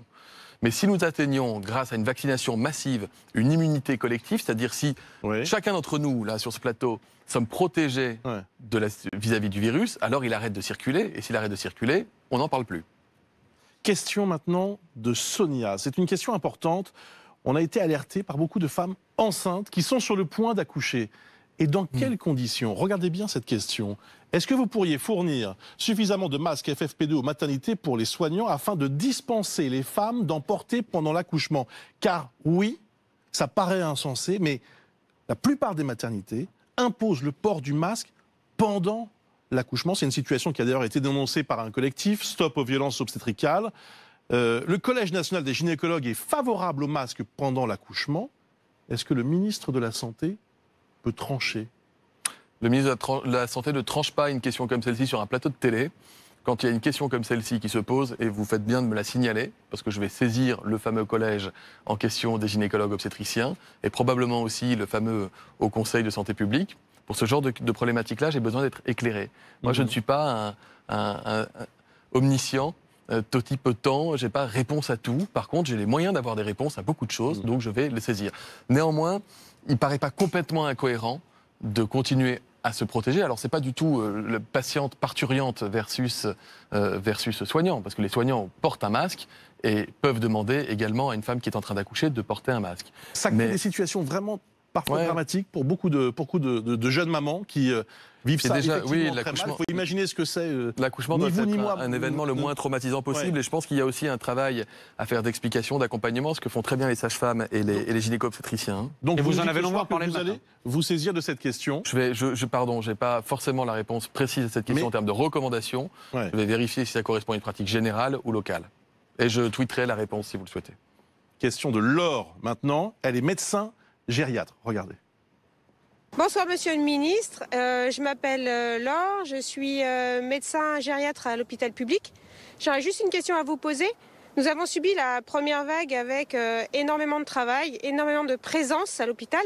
Et nous allons subir la deuxième vague. Nous n'avons pas eu vraiment le temps de nous reposer. Je voulais savoir un petit peu comment vous conceviez la suite des choses pour le personnel de santé. Je vous remercie beaucoup de votre réponse. La question est simple. Ben oui. Quelle est votre réponse ? Et elle est juste, la question. Oui. Et nous le disons, les soignants sont fatigués. Ils ont pris la première vague. Certains ont pu se reposer plus que d'autres pendant l'été, d'autres moins que d'autres. Et donc nous devons épargner nos soignants. Et quand nous appelons à la solidarité des Français, et quand nous demandons aux Français d'être actifs contre le virus pour éviter de se contaminer, c'est aussi pour cela. Parce que les soignants, ils ne sont pas interchangeables avec d'autres. On n'a pas des stocks de soignants qui attendent et qui seraient frais dispo. Vous avez entendu Martin Hirsch, le patron de l'assistance publique hôpitaux de Paris, qui a demandé à certains personnels de l'hôpital de renoncer aux vacances de la Toussaint. Potentiellement, ça peut arriver, oui, il faut pouvoir le dire. Bien sûr. C'est terrible de demander ça à ces personnels qui ont fourni un effort considérable au printemps. Oui, je suis parfaitement d'accord avec vous. Mais ça peut être nécessaire.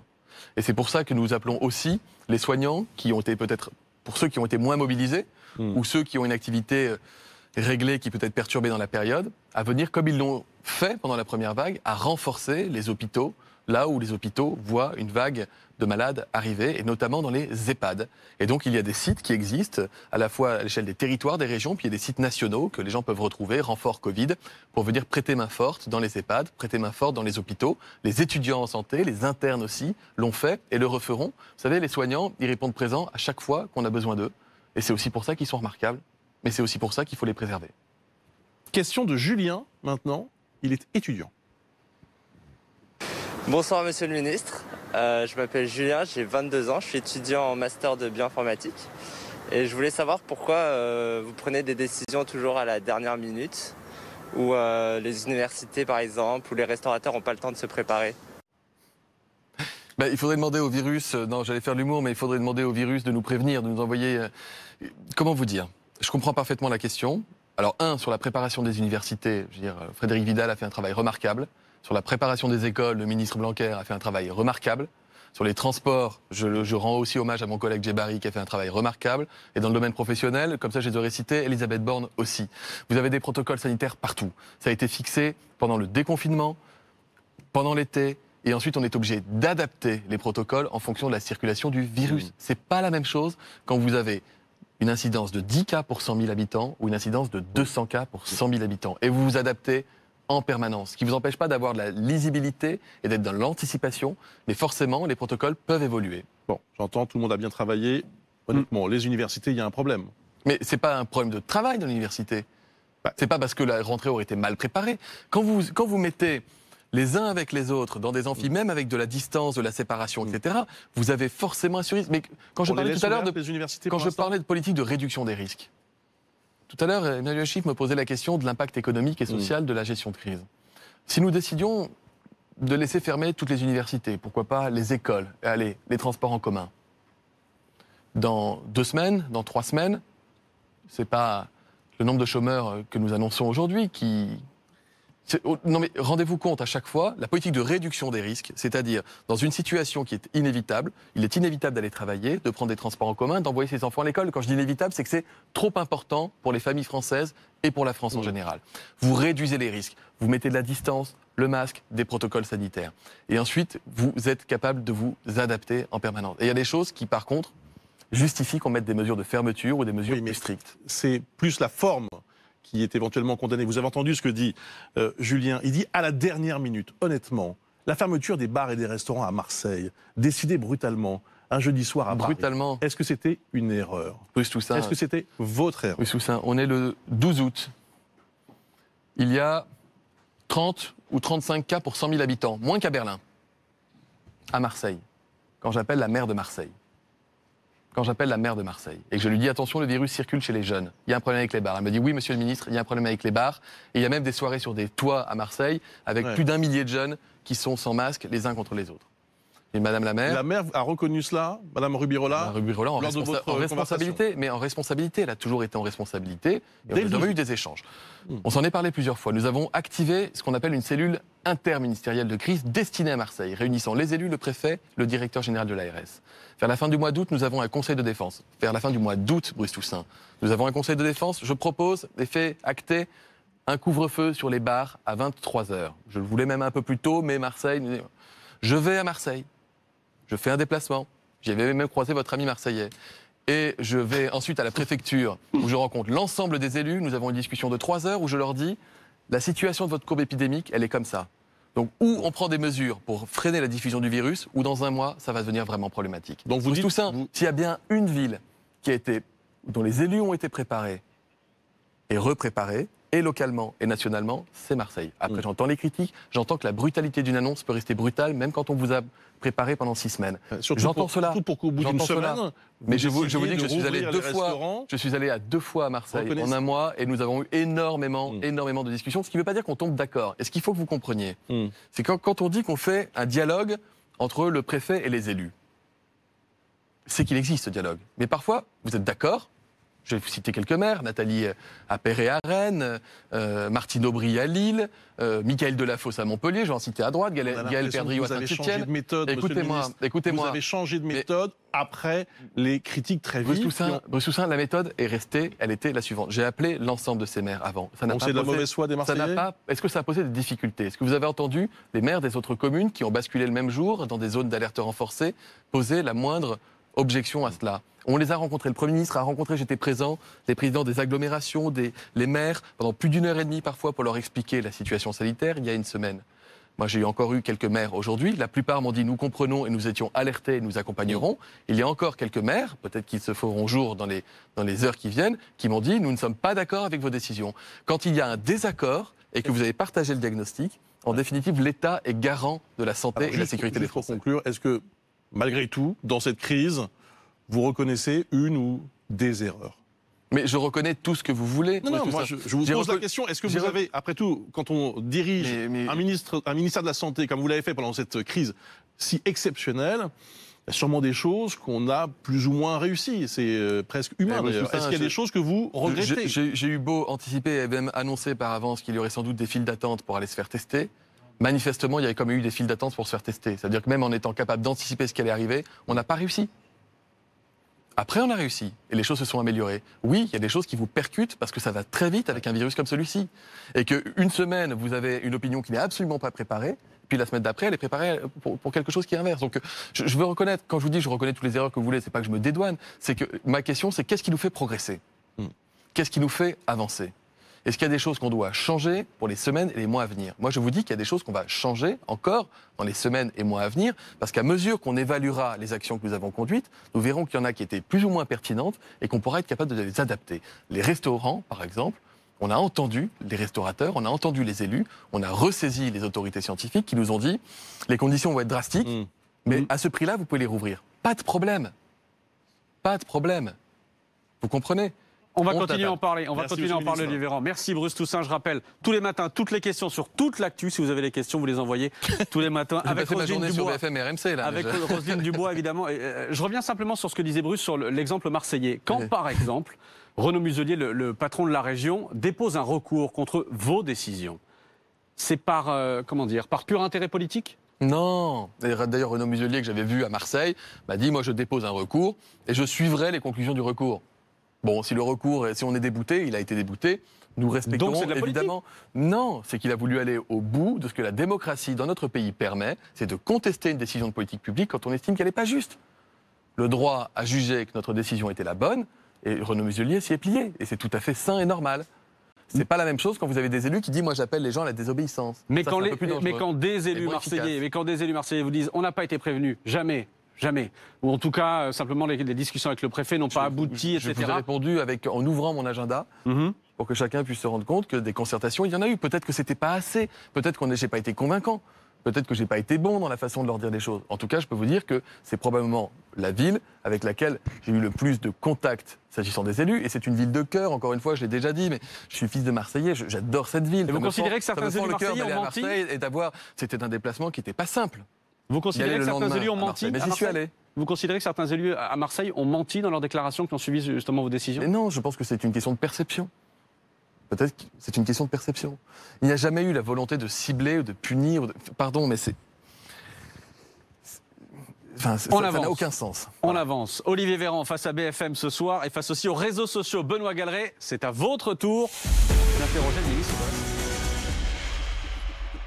Benoît, merci. C'est à vous. Et bonsoir, monsieur Véran. Quelle période pour être ministre. En effet, rarement on a vu les réseaux aussi bouillonnants que depuis le début de cette pandémie. Alors certes, le web, je vous le concède, on y lit souvent n'importe quoi, que ça ne nous empêche pas de nous demander pourquoi. Je vous montrerai pas tous les tweets sur le sujet, qui sont souvent grossiers. Penchons-nous plutôt sur ce qui attise cette colère des décisions politiques jugées incohérentes. On vous ressort non-stop, par exemple, en mars dernier, quand vous disiez le masque complètement inutile. On vous a fait le coup, d'ailleurs, nous-mêmes, en début de cette bande-annonce. Tout en coupant un petit peu la phrase, à chaque fois. Oui, inutile pour le grand public. Vous disiez qu'il fallait... Sauf si on était 60% à le porter tout le temps et correctement. Les soignants devaient le porter, il fallait le laisser à ceux qui en avaient besoin.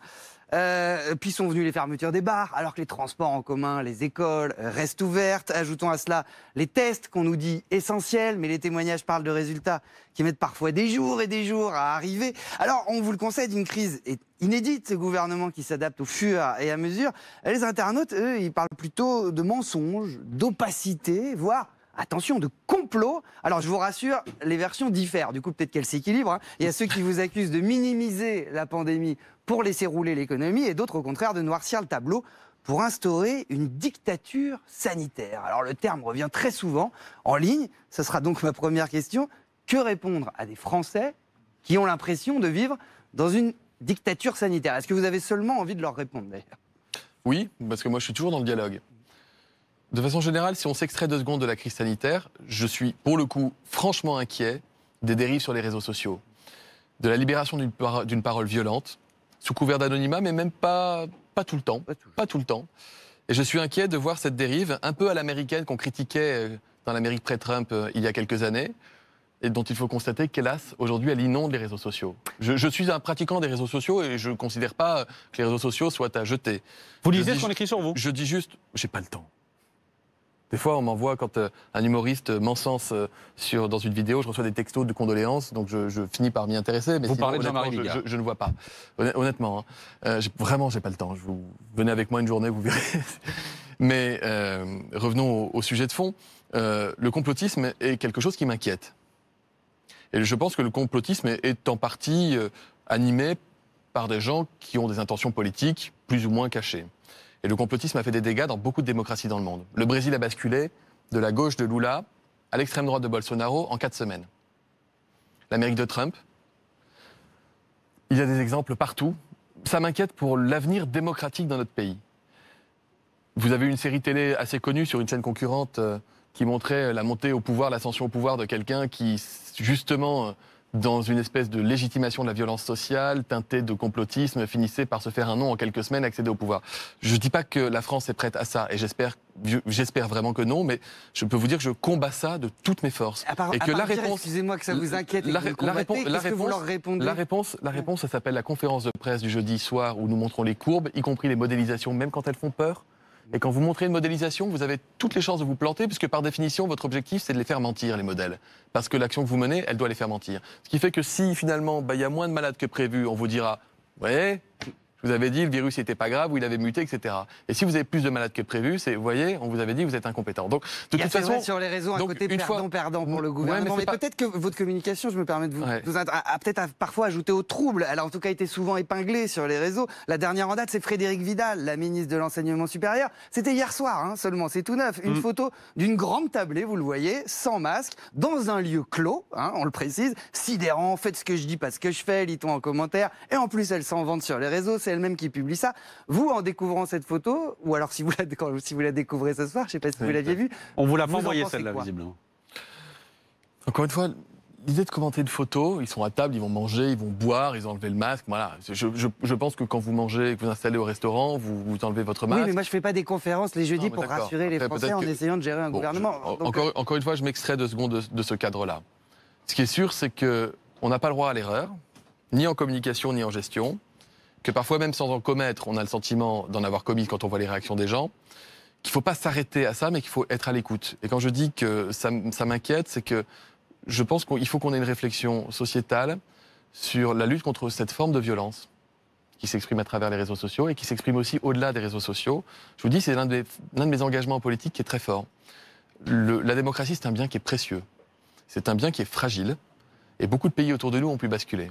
Et je me suis engagé en politique parce que je crois profondément en la démocratie, avec des valeurs qui vont et en la République. Et donc, il faut pouvoir la défendre, il faut que nous soyons nous-mêmes exemplaires. Exemplaires. On n'a pas le droit à l'erreur, on n'a pas le droit à la faute. Ça, je ne considère pas que ce soit une faute, excusez-moi. En revanche, Jean Castex qui n'a pas installé l'application Stop Covid, qui l'avoue à la télé, Éric Dupond-Moretti non plus, ça, c'est plus grave, selon vous?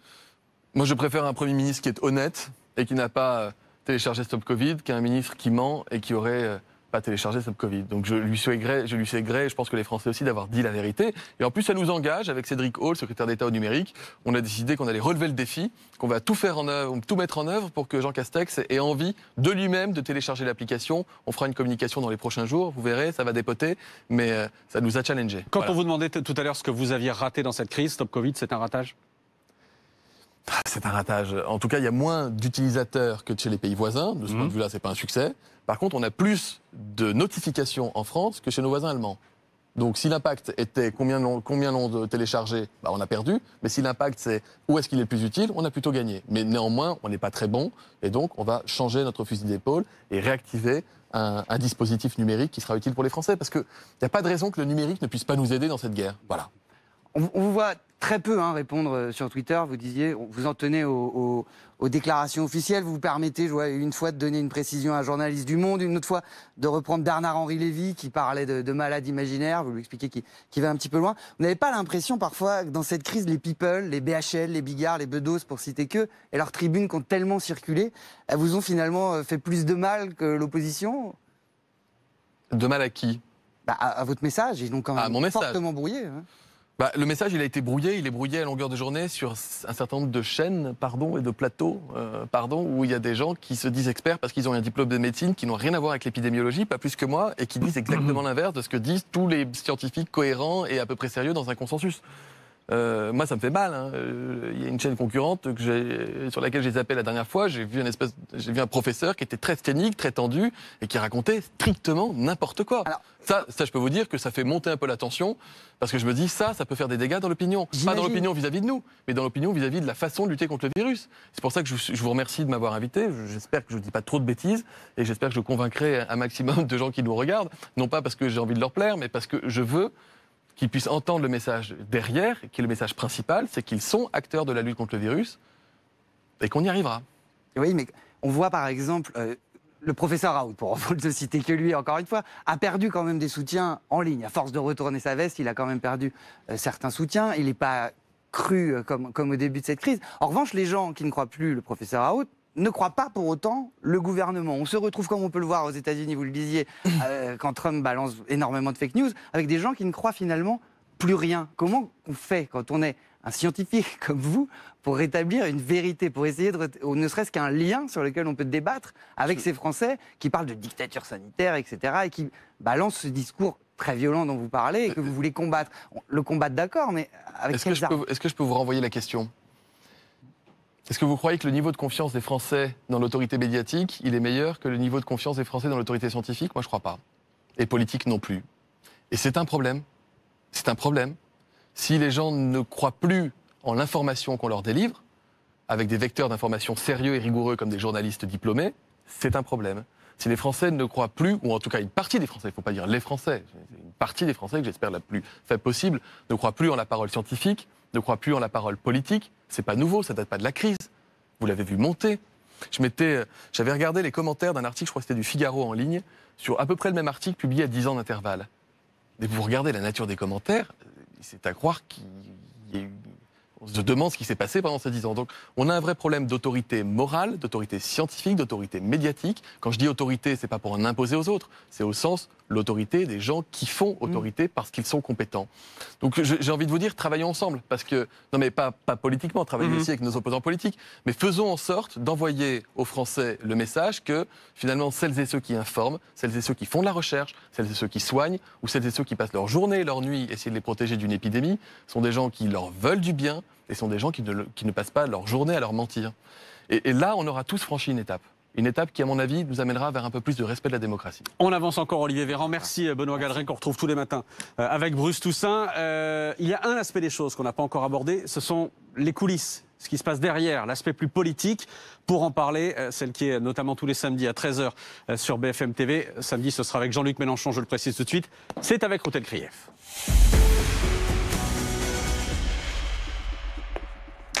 Ruth qui enlève son masque. Je le disais tout à l'heure, éditorialiste en chef, intervieweuse en chef sur BFM TV. Ruth, c'est à vous. Beaucoup de compliments, mais beaucoup de questions ont déjà été posées. Alors, on va revenir là-dessus. Tout simplement, on voit la défiance des Français. Benoît Galeret l'évoquait à travers les réseaux sociaux. Mais nos sondages, Elab notamment, pour BFM TV, indiquent que 65% des Français ne font pas confiance au gouvernement pour la gestion de la crise sanitaire. Qu'est-ce que... Ça n'est pas seulement les réseaux sociaux que vous dénonciez il y a un instant. C'est vraiment le sentiment des Français. Et je vous donne juste un petit exemple. On parlait des universités. La ministre des Universités disait il y a une quinzaine de jours, ça n'est pas dans les amphithéâtres qu'on se contamine, mais dans les bars. Et puis, 15 jours après, vous avez diminué de 50% la fréquentation des amphithéâtres. Alors évidemment, ça, c'est du stop and go, comme on dit. Je ne suis pas étonné que le niveau de confiance des Français dans l'action du gouvernement soit à ce niveau. Non pas que je considère qu'on le mérite, mais dans le sens où on est dans un contexte très particulier. Quand on parlait de croiser des chemins tout à l'heure, se percute la peur économique, perte de l'emploi, la peur de revivre ce qu'on a vécu qui était terrible pour les Français au printemps dernier, et la peur du virus. Et donc dans un contexte de peur, c'est compliqué d'avoir confiance. Face à cette peur, il faut donner confiance. Face à cette et quand peur, vous dites nous devons... qu'on est en phase, on n'a pas toujours l'impression que vous êtes en phase, entre guillemets. Face à cette peur, il faut qu'on soit à la fois rigoureux dans le niveau d'information qu'on donne, dans la mesure où les Français sont les premiers acteurs de la lutte contre le virus. Ils doivent être informés en transparence et en responsabilité, sans pour autant les effrayer. Et je pense que c'est là que, dans les dernières semaines, probablement que le bas... en tout cas, on a peut-être un peu raté quelques marches. Et nous sommes à un moment où il y a aussi une bascule dans la prise de conscience qui va très vite des Français. Je regardais un des sondages que vous aviez publié il y a peut-être 3 semaines. 25% des Français se disaient favorables à la mesure de fermeture des bars. Et 2 semaines plus tard, ils étaient 55%. L'opinion se retourne assez vite à mesure que la peur grandit. Et moi, je n'ai pas envie qu'on fasse peur aux Français. Ce n'est pas du tout l'objet. Je veux au contraire qu'on puisse rassurer les Français. Pour les rassurer, il faut leur donner les clés pour lutter eux-mêmes contre l'épidémie, leur dire la vérité. Vous pouvez pas, il n'y a pas une courbe que je présente, dont je disposerai et que je ne présente pas. Même les courbes qui font des exponentielles comme ça, qui font très peur. Je les présente pour que chacun puisse se saisir de ça. Et le président de la République insiste énormément là-dessus, sur cette notion de transparence. Et chaque Conseil de défense me redemande de publier un maximum de données en toute transparence aux Français. Donc même quand elles ne sont pas bonnes, même quand on était en difficulté pour faire tester les gens dans les délais. Donc la confiance, on la gagnera, on la regagnera, à la fois par l'action déterminée que nous menons pour lutter contre l'épidémie, à la fois dans les mesures d'accompagnement économique pour les Français, et à la fois dans la clarté avec laquelle nous serons capables de communiquer un message. Nous sommes dans une période-là qui, d'un point de vue épidémique, encore une fois, est une période de bascule, et qui soulève beaucoup de questionnements, on l'a vu ce soir, avec vos questions et celles des Français, et beaucoup d'incertitudes. Il n'est pas anormal d'avoir une cote de confiance plutôt basse. Le Conseil de défense, vous en parliez il y a un instant, et il a lieu très fréquemment, le 11 septembre dernier. Est-ce que vous nous confirmez, c'était le premier Conseil de défense, après l'été, le président aurait été très sévère avec vous sur les tests qui ne fonctionnaient pas suffisamment, et il n'a pas vraiment entendu vos demandes de restriction, peut-être parce qu'il avait peur de ralentir la faible reprise économique? Si je devais vous confirmer des propos tenus en Conseil de défense et de sécurité nationale, je me rendrais coupable d'un délit. Et c'est certainement pas ce que je ferai. En plus, vous savez, c'est ce qui est sorti, c'est ce qu'on a appris. C'est ce qu'on a appris, j'ai un vice caché, je suis médecin, et les médecins, les secrets, on aime bien. Donc ça nous regarde. Ce que je peux vous dire, c'est qu'avec le président de la République, comme avec le Premier ministre, nous travaillons ensemble au quotidien, nous avons des contacts au quotidien. Le président de la République est dans son rôle quand il va challenger et manager ses ministres pour qu'on soit meilleur et plus efficace. Il est dans son rôle quand il nous fait remarquer des choses, ce qui ne veut absolument pas dire qu'il y ait le moindre désaveu que j'ai pu lire dans la presse. Ça, c'est totalement faux, ça, je peux vous le confirmer. J'ai la confiance du président, il me l'avait rappelé, et nous travaillons bien ensemble, encore une fois. Et je n'ai pas été mis en porte-à-faux, ni à ce Conseil de défense, ni à un autre, ou à aucune occasion d'ailleurs, mais pas hors Conseil de défense. Nous avons toujours pris des mesures de façon concertée, qui correspondait à la situation épidémique du moment. Justement, cette situation épidémique, je vous ai entendu dire que vous étiez inquiet depuis le mois d'août. Mais j'ai envie de vous dire, depuis le 11 mai et jusqu'au mois d'août, est-ce que vous n'avez pas péché par optimisme en pensant que la crise vous-même, sincèrement, était peut-être derrière nous? Est-ce que vous ne nous avez pas suffisamment expliqué que cette épidémie, ce n'était pas un 100 mètres, mais un vrai marathon qui allait durer? Vivre avec le virus. Oui, mais je vous parle... Février ou mars. Oui, mais je vous parle, vous dites le mois d'août. Entre-temps, en fait, ça continue à circuler. Et est-ce qu'on a été suffisamment averti? Est-ce que vous n'avez pas sous-estimé, y compris à ces moments-là, la reprise? J'ai passé mon mois d'août entre les hôpitaux, les centres de tests pour vérifier si les choses fonctionnaient. Et pendant que vous me posez la question de savoir si on avait relâché nos efforts, nous avions triplé le nombre de tests par semaine que nous réalisions et multiplié les indicateurs. Donc non, je ne crois pas. En revanche, il est normal que la France, les Français, aient voulu retrouver une vie la plus apaisée, la plus naturelle possible, avec un besoin de penser nos plaies collectives, un travail de résilience collective. Et c'est allé avec un relâchement dans un certain nombre de comportements, notamment, pardon, mais c'est dans le milieu de la jeunesse, et c'est pas très étonnant, et c'est pas pour accuser qui que ce soit. Et à partir de là, l'épidémie est repartie. Et est-ce qu'on ne prend pas ce même risque pour les vacances de la Toussaint? Vous dites qu'il n'y aura pas de limitation de circulation. Est-ce qu'on ne va pas se rendre compte qu'après les vacances de la Toussaint, on a sous-évalué la circulation du virus par les déplacements? Maxime a posé une question au début de l'émission. Quand vous prenez des mesures, est-ce que vous êtes sûr qu'elles sont efficaces? Là, je ne sais pas vous dire, à date, si restreindre la circulation d'une ville à une autre pendant les vacances de Toussaint serait efficace dans la lutte contre le virus.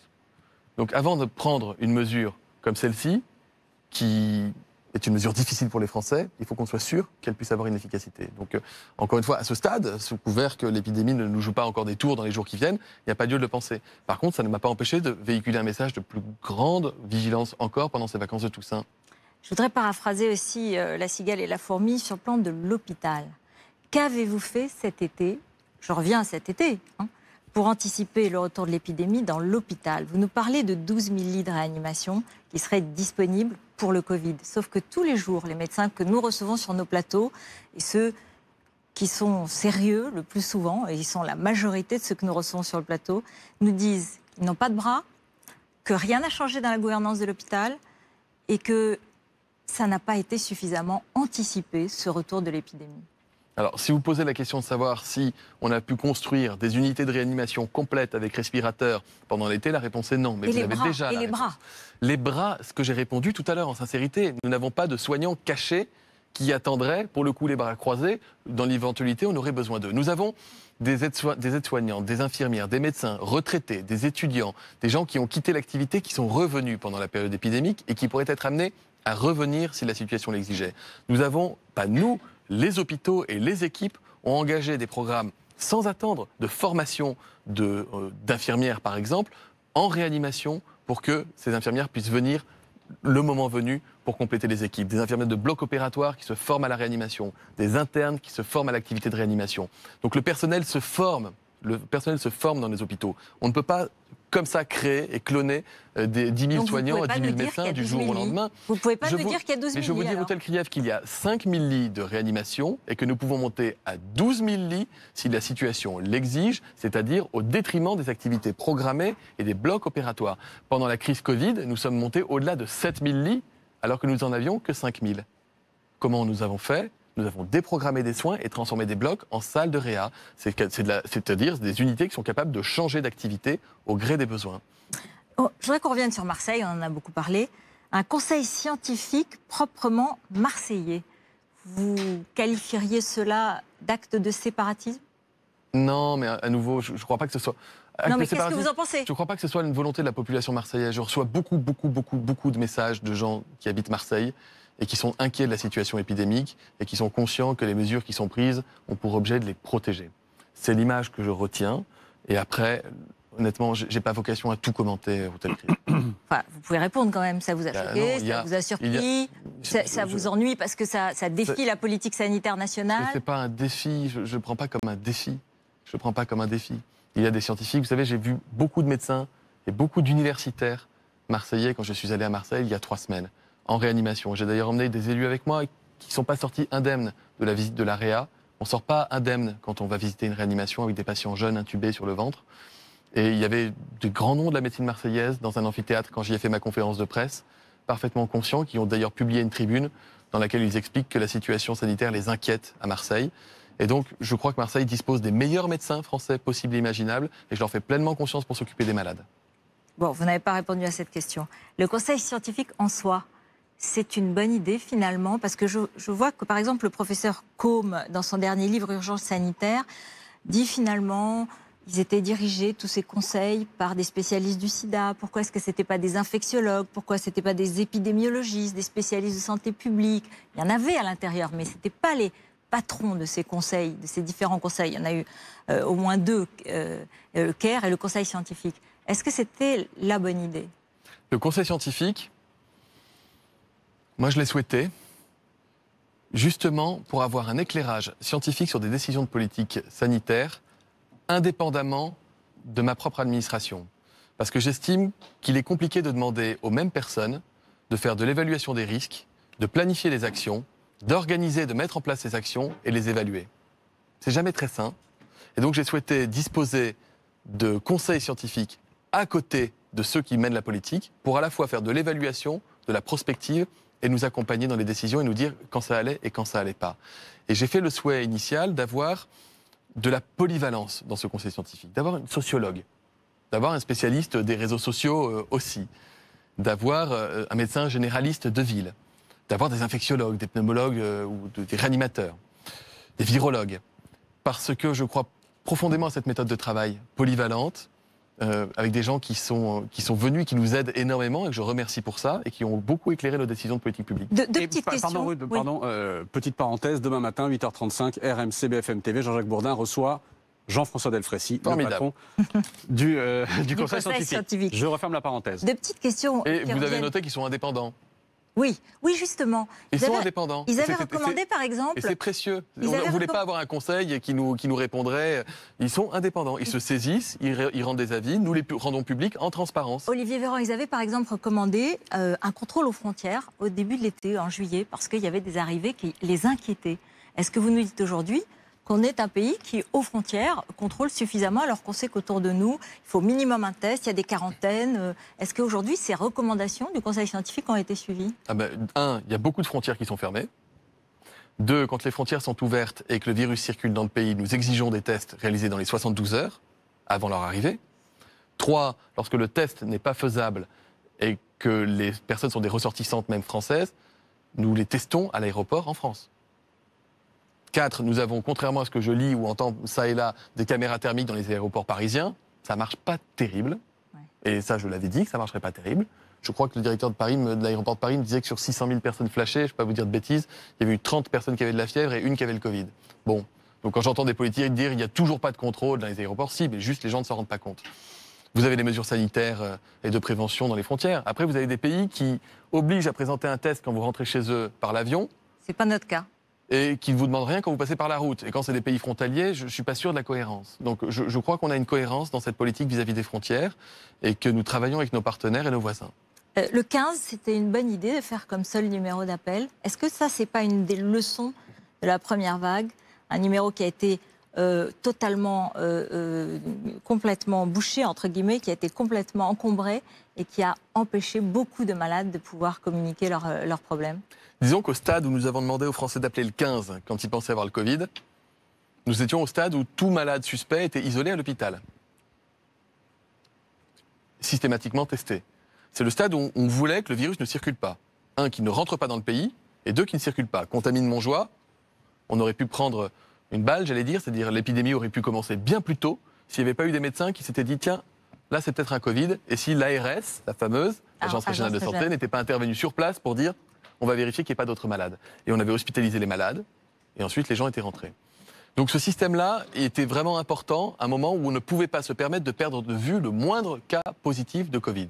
Et ensuite, quand le virus a beaucoup circulé, vous vous souvenez, le phase 2, phase 3, alors on s'est appuyé davantage sur la médecine de ville, comme on sait gérer des épidémies. Donc non, je n'ai pas de regret d'être passé par le 15. C'était un système qui nous a permis de retarder quand même l'aggravation des cas dans notre pays. Vous venez de la gauche et vous le répétez pour rappeler aussi que dans ce gouvernement, c'est le en même temps d'Emmanuel Macron. Je voudrais vous faire un petit quiz de gauche. 2 ou 3 questions précises. Est-ce que vous en faites assez pour les nouveaux pauvres du Covid? Je veux parler des étudiants, des intérimaires, des artisans. Le nombre de bénéficiaires de l'aide alimentaire a bondi de 30%. On ne fera jamais suffisamment pour les pauvres tant qu'il y aura des pauvres. Le nombre de pauvres augmente dans notre pays, du fait de la crise Covid notamment. En tout cas, nous avons fait beaucoup. l'augmentation de 100 € de l'allocation rentrée scolaire pour les familles par enfant, pour les familles qui sont précaires, l'allocation d'urgence qui avait été donnée par des chèques. Nous avons plus que doublé les budgets de l'aide alimentaire. Dans le plan de relance, il y a 100 millions d'euros de soutien pour les associations de l'aide alimentaire. Il y a eu la trêve hivernale qui a été prolongée jusqu'à la fin de l'été, même au-delà. Nous ne ferons jamais assez pour les pauvres tant qu'il y aura des pauvres. Ma réponse, elle est là, elle est basique. Et c'est un de mes fondements de mon engagement en politique. Je suis ministre des Solidarités. Nous avons engagé 2 milliards d'euros de dépenses pendant la crise Covid en plus pour pouvoir soutenir les populations les plus précaires. Nous avons des associations qui sont incroyables, innovantes, qui fourmillent d'idées, motivées, mobilisées. Il faut qu'on s'appuie encore davantage sur elles. J'y crois profondément. Autre question, rapidement. L'avortement, il y a eu une proposition de loi qui a été discutée aujourd'hui sur la prolongation des délais d'intervention, donc pour avoir une intervention volontaire de grossesse, une IVG, prolongation de 12 à 14 semaines. Vous avez demandé l'avis du Conseil consultatif de l'éthique. Est-ce que ce n'est pas une façon de vous défiler? Ça, c'est pas une question de gauche, Routel Krief.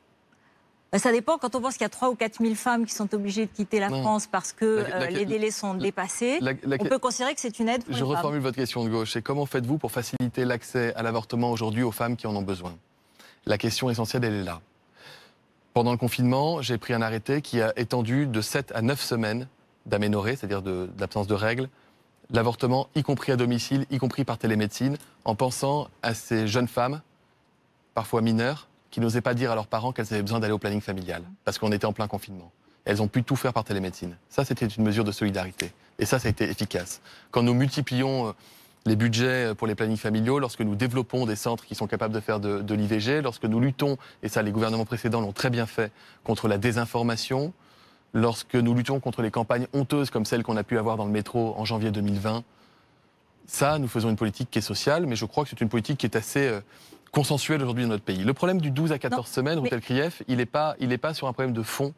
Le problème, c'est qu'avant d'allonger la durée de l'IVG, ne pas saisir le Conseil consultatif national d'éthique, pour moi, est une faute, parce qu'il y a potentiellement un risque éthique pour la mère, enfin pour la femme qui va avorter. Et donc ça justifie pleinement qu'on se donne les moyens de saisir le CCNE avant. On l'a toujours fait dans l'histoire. Et donc je comprends l'impatience des parlementaires, et j'ai donné un avis de sagesse au nom du gouvernement au Parlement, en leur disant c'est pas sur le fond qu'on n'est pas d'accord, c'est sur la forme qu'il faut se donner un petit peu de temps pour avancer. Et s'il nous dit vous pouvez y aller, je n'aurai aucune difficulté conceptuelle à le faire. Mais pas de la manière dont c'était fait. Une dernière question, elle reprend ce que vous avez dit à Emmanuel Le Chypre. Vous avez dit pour rembourser la dette de la sécurité sociale, il faudra peut-être examiner la réforme des retraites. Est-ce que vous nous dites ce soir que la réforme des retraites, elle revient rapidement à l'agenda? Moi, je pense qu'une réforme des retraites est nécessaire. D'abord parce qu'il y a beaucoup de Français qui l'attendent, figurez-vous. On a parlé de ceux qui n'étaient pas contents. On a moins parlé de ceux qui attendent cette réforme des retraites. Tous ceux qui ont des métiers qui se voient revalorisés par la réforme des retraites, toutes ces professions. Et donc, moi, je souhaite qu'on puisse aller au bout de cette réforme. Par contre, vous savez, j'ai beau être de gauche, parce que certains disent que les gauches sont dépensiers, ce qui n'est pas du tout où les gens de gauche sont dépensiers, ne comptent pas la dépense, qui n'a jamais été mon cas. Pour moi, on doit payer nos dettes. Et on doit surtout bâtir un modèle durable pour nos enfants. Et donc je souhaite que nous puissions financer, à travers la réforme des retraites, notre modèle de protection sociale. Autour de la réforme des retraites. Ce n'est pas ma décision, et je ne suis plus en charge du dossier des retraites parce que je ne pouvais pas tout gérer, et je pense que les Français peuvent le comprendre. Néanmoins, c'est une question qui m'intéresse beaucoup, et j'accompagnerai le président de la République et le Premier ministre dans cette réforme. Merci Ruth, merci. 13h, on vous retrouve samedi 13h avec Jean-Luc Mélenchon. On arrive à la fin de cette émission. Une toute dernière question, Olivier Véran. Vous avez dit tout à l'heure, nous vaincrons cette maladie. J'en suis persuadé, nous vaincrons le coronavirus. Quel est votre principal espoir aujourd'hui? J'ai plusieurs espoirs différents. Très rapidement. Le principal, en un mot. Le vaccin, parce que le vaccin, ça peut être très fort. 2, nos pratiques au quotidien qui évoluent suffisamment pour que nous puissions faire reculer le virus dans la durée. Nous l'avons fait. Nous pouvons le refaire avec des moyens moins forts et moins violents que ceux qui ont été appliqués au printemps dernier. Nous pouvons le faire. Et puis toujours l'espoir d'un traitement aussi qui peut être efficace. La recherche bat son plein, on n'en parle pas beaucoup, mais les chercheurs du monde entier sont mobilisés et je crois que la recherche nous apportera des belles surprises. En tout cas, je l'espère. Mais comme l'a dit le président de la République, on va vivre pendant des mois avec ce virus. Avec le virus, on l'a bien compris ce soir. Et nous voulons fêter des fêtes de Noël en famille. On a parlé de la Toussaint et pas de Noël. Moi, je veux que les Français puissent fêter leur fête de Noël en famille. Étape par étape. Oui, D'abord la Toussaint. Mais non. Noël, ça s'anticipe aujourd'hui. Merci beaucoup, Olivier Véran. Merci d'avoir accepté d'être notre premier invité face à BFM. Merci à vous. Merci à tous mes camarades qui vous ont interrogé ce soir. Merci à tous les 5. Merci à vous qui nous avez regardé. Tout de suite, l'actualité avec Perrine Storm. L'information de la soirée, c'est notamment la libération de Sophie Petronin. C'est désormais officiel. La dernière otage française a été libérée. Immense soulagement ce soir d'Emmanuel Macron. C'est ce que dit le président. Cette émission sera rediffusée tout à l'heure à 23h30 sur BFM TV. Très belle soirée.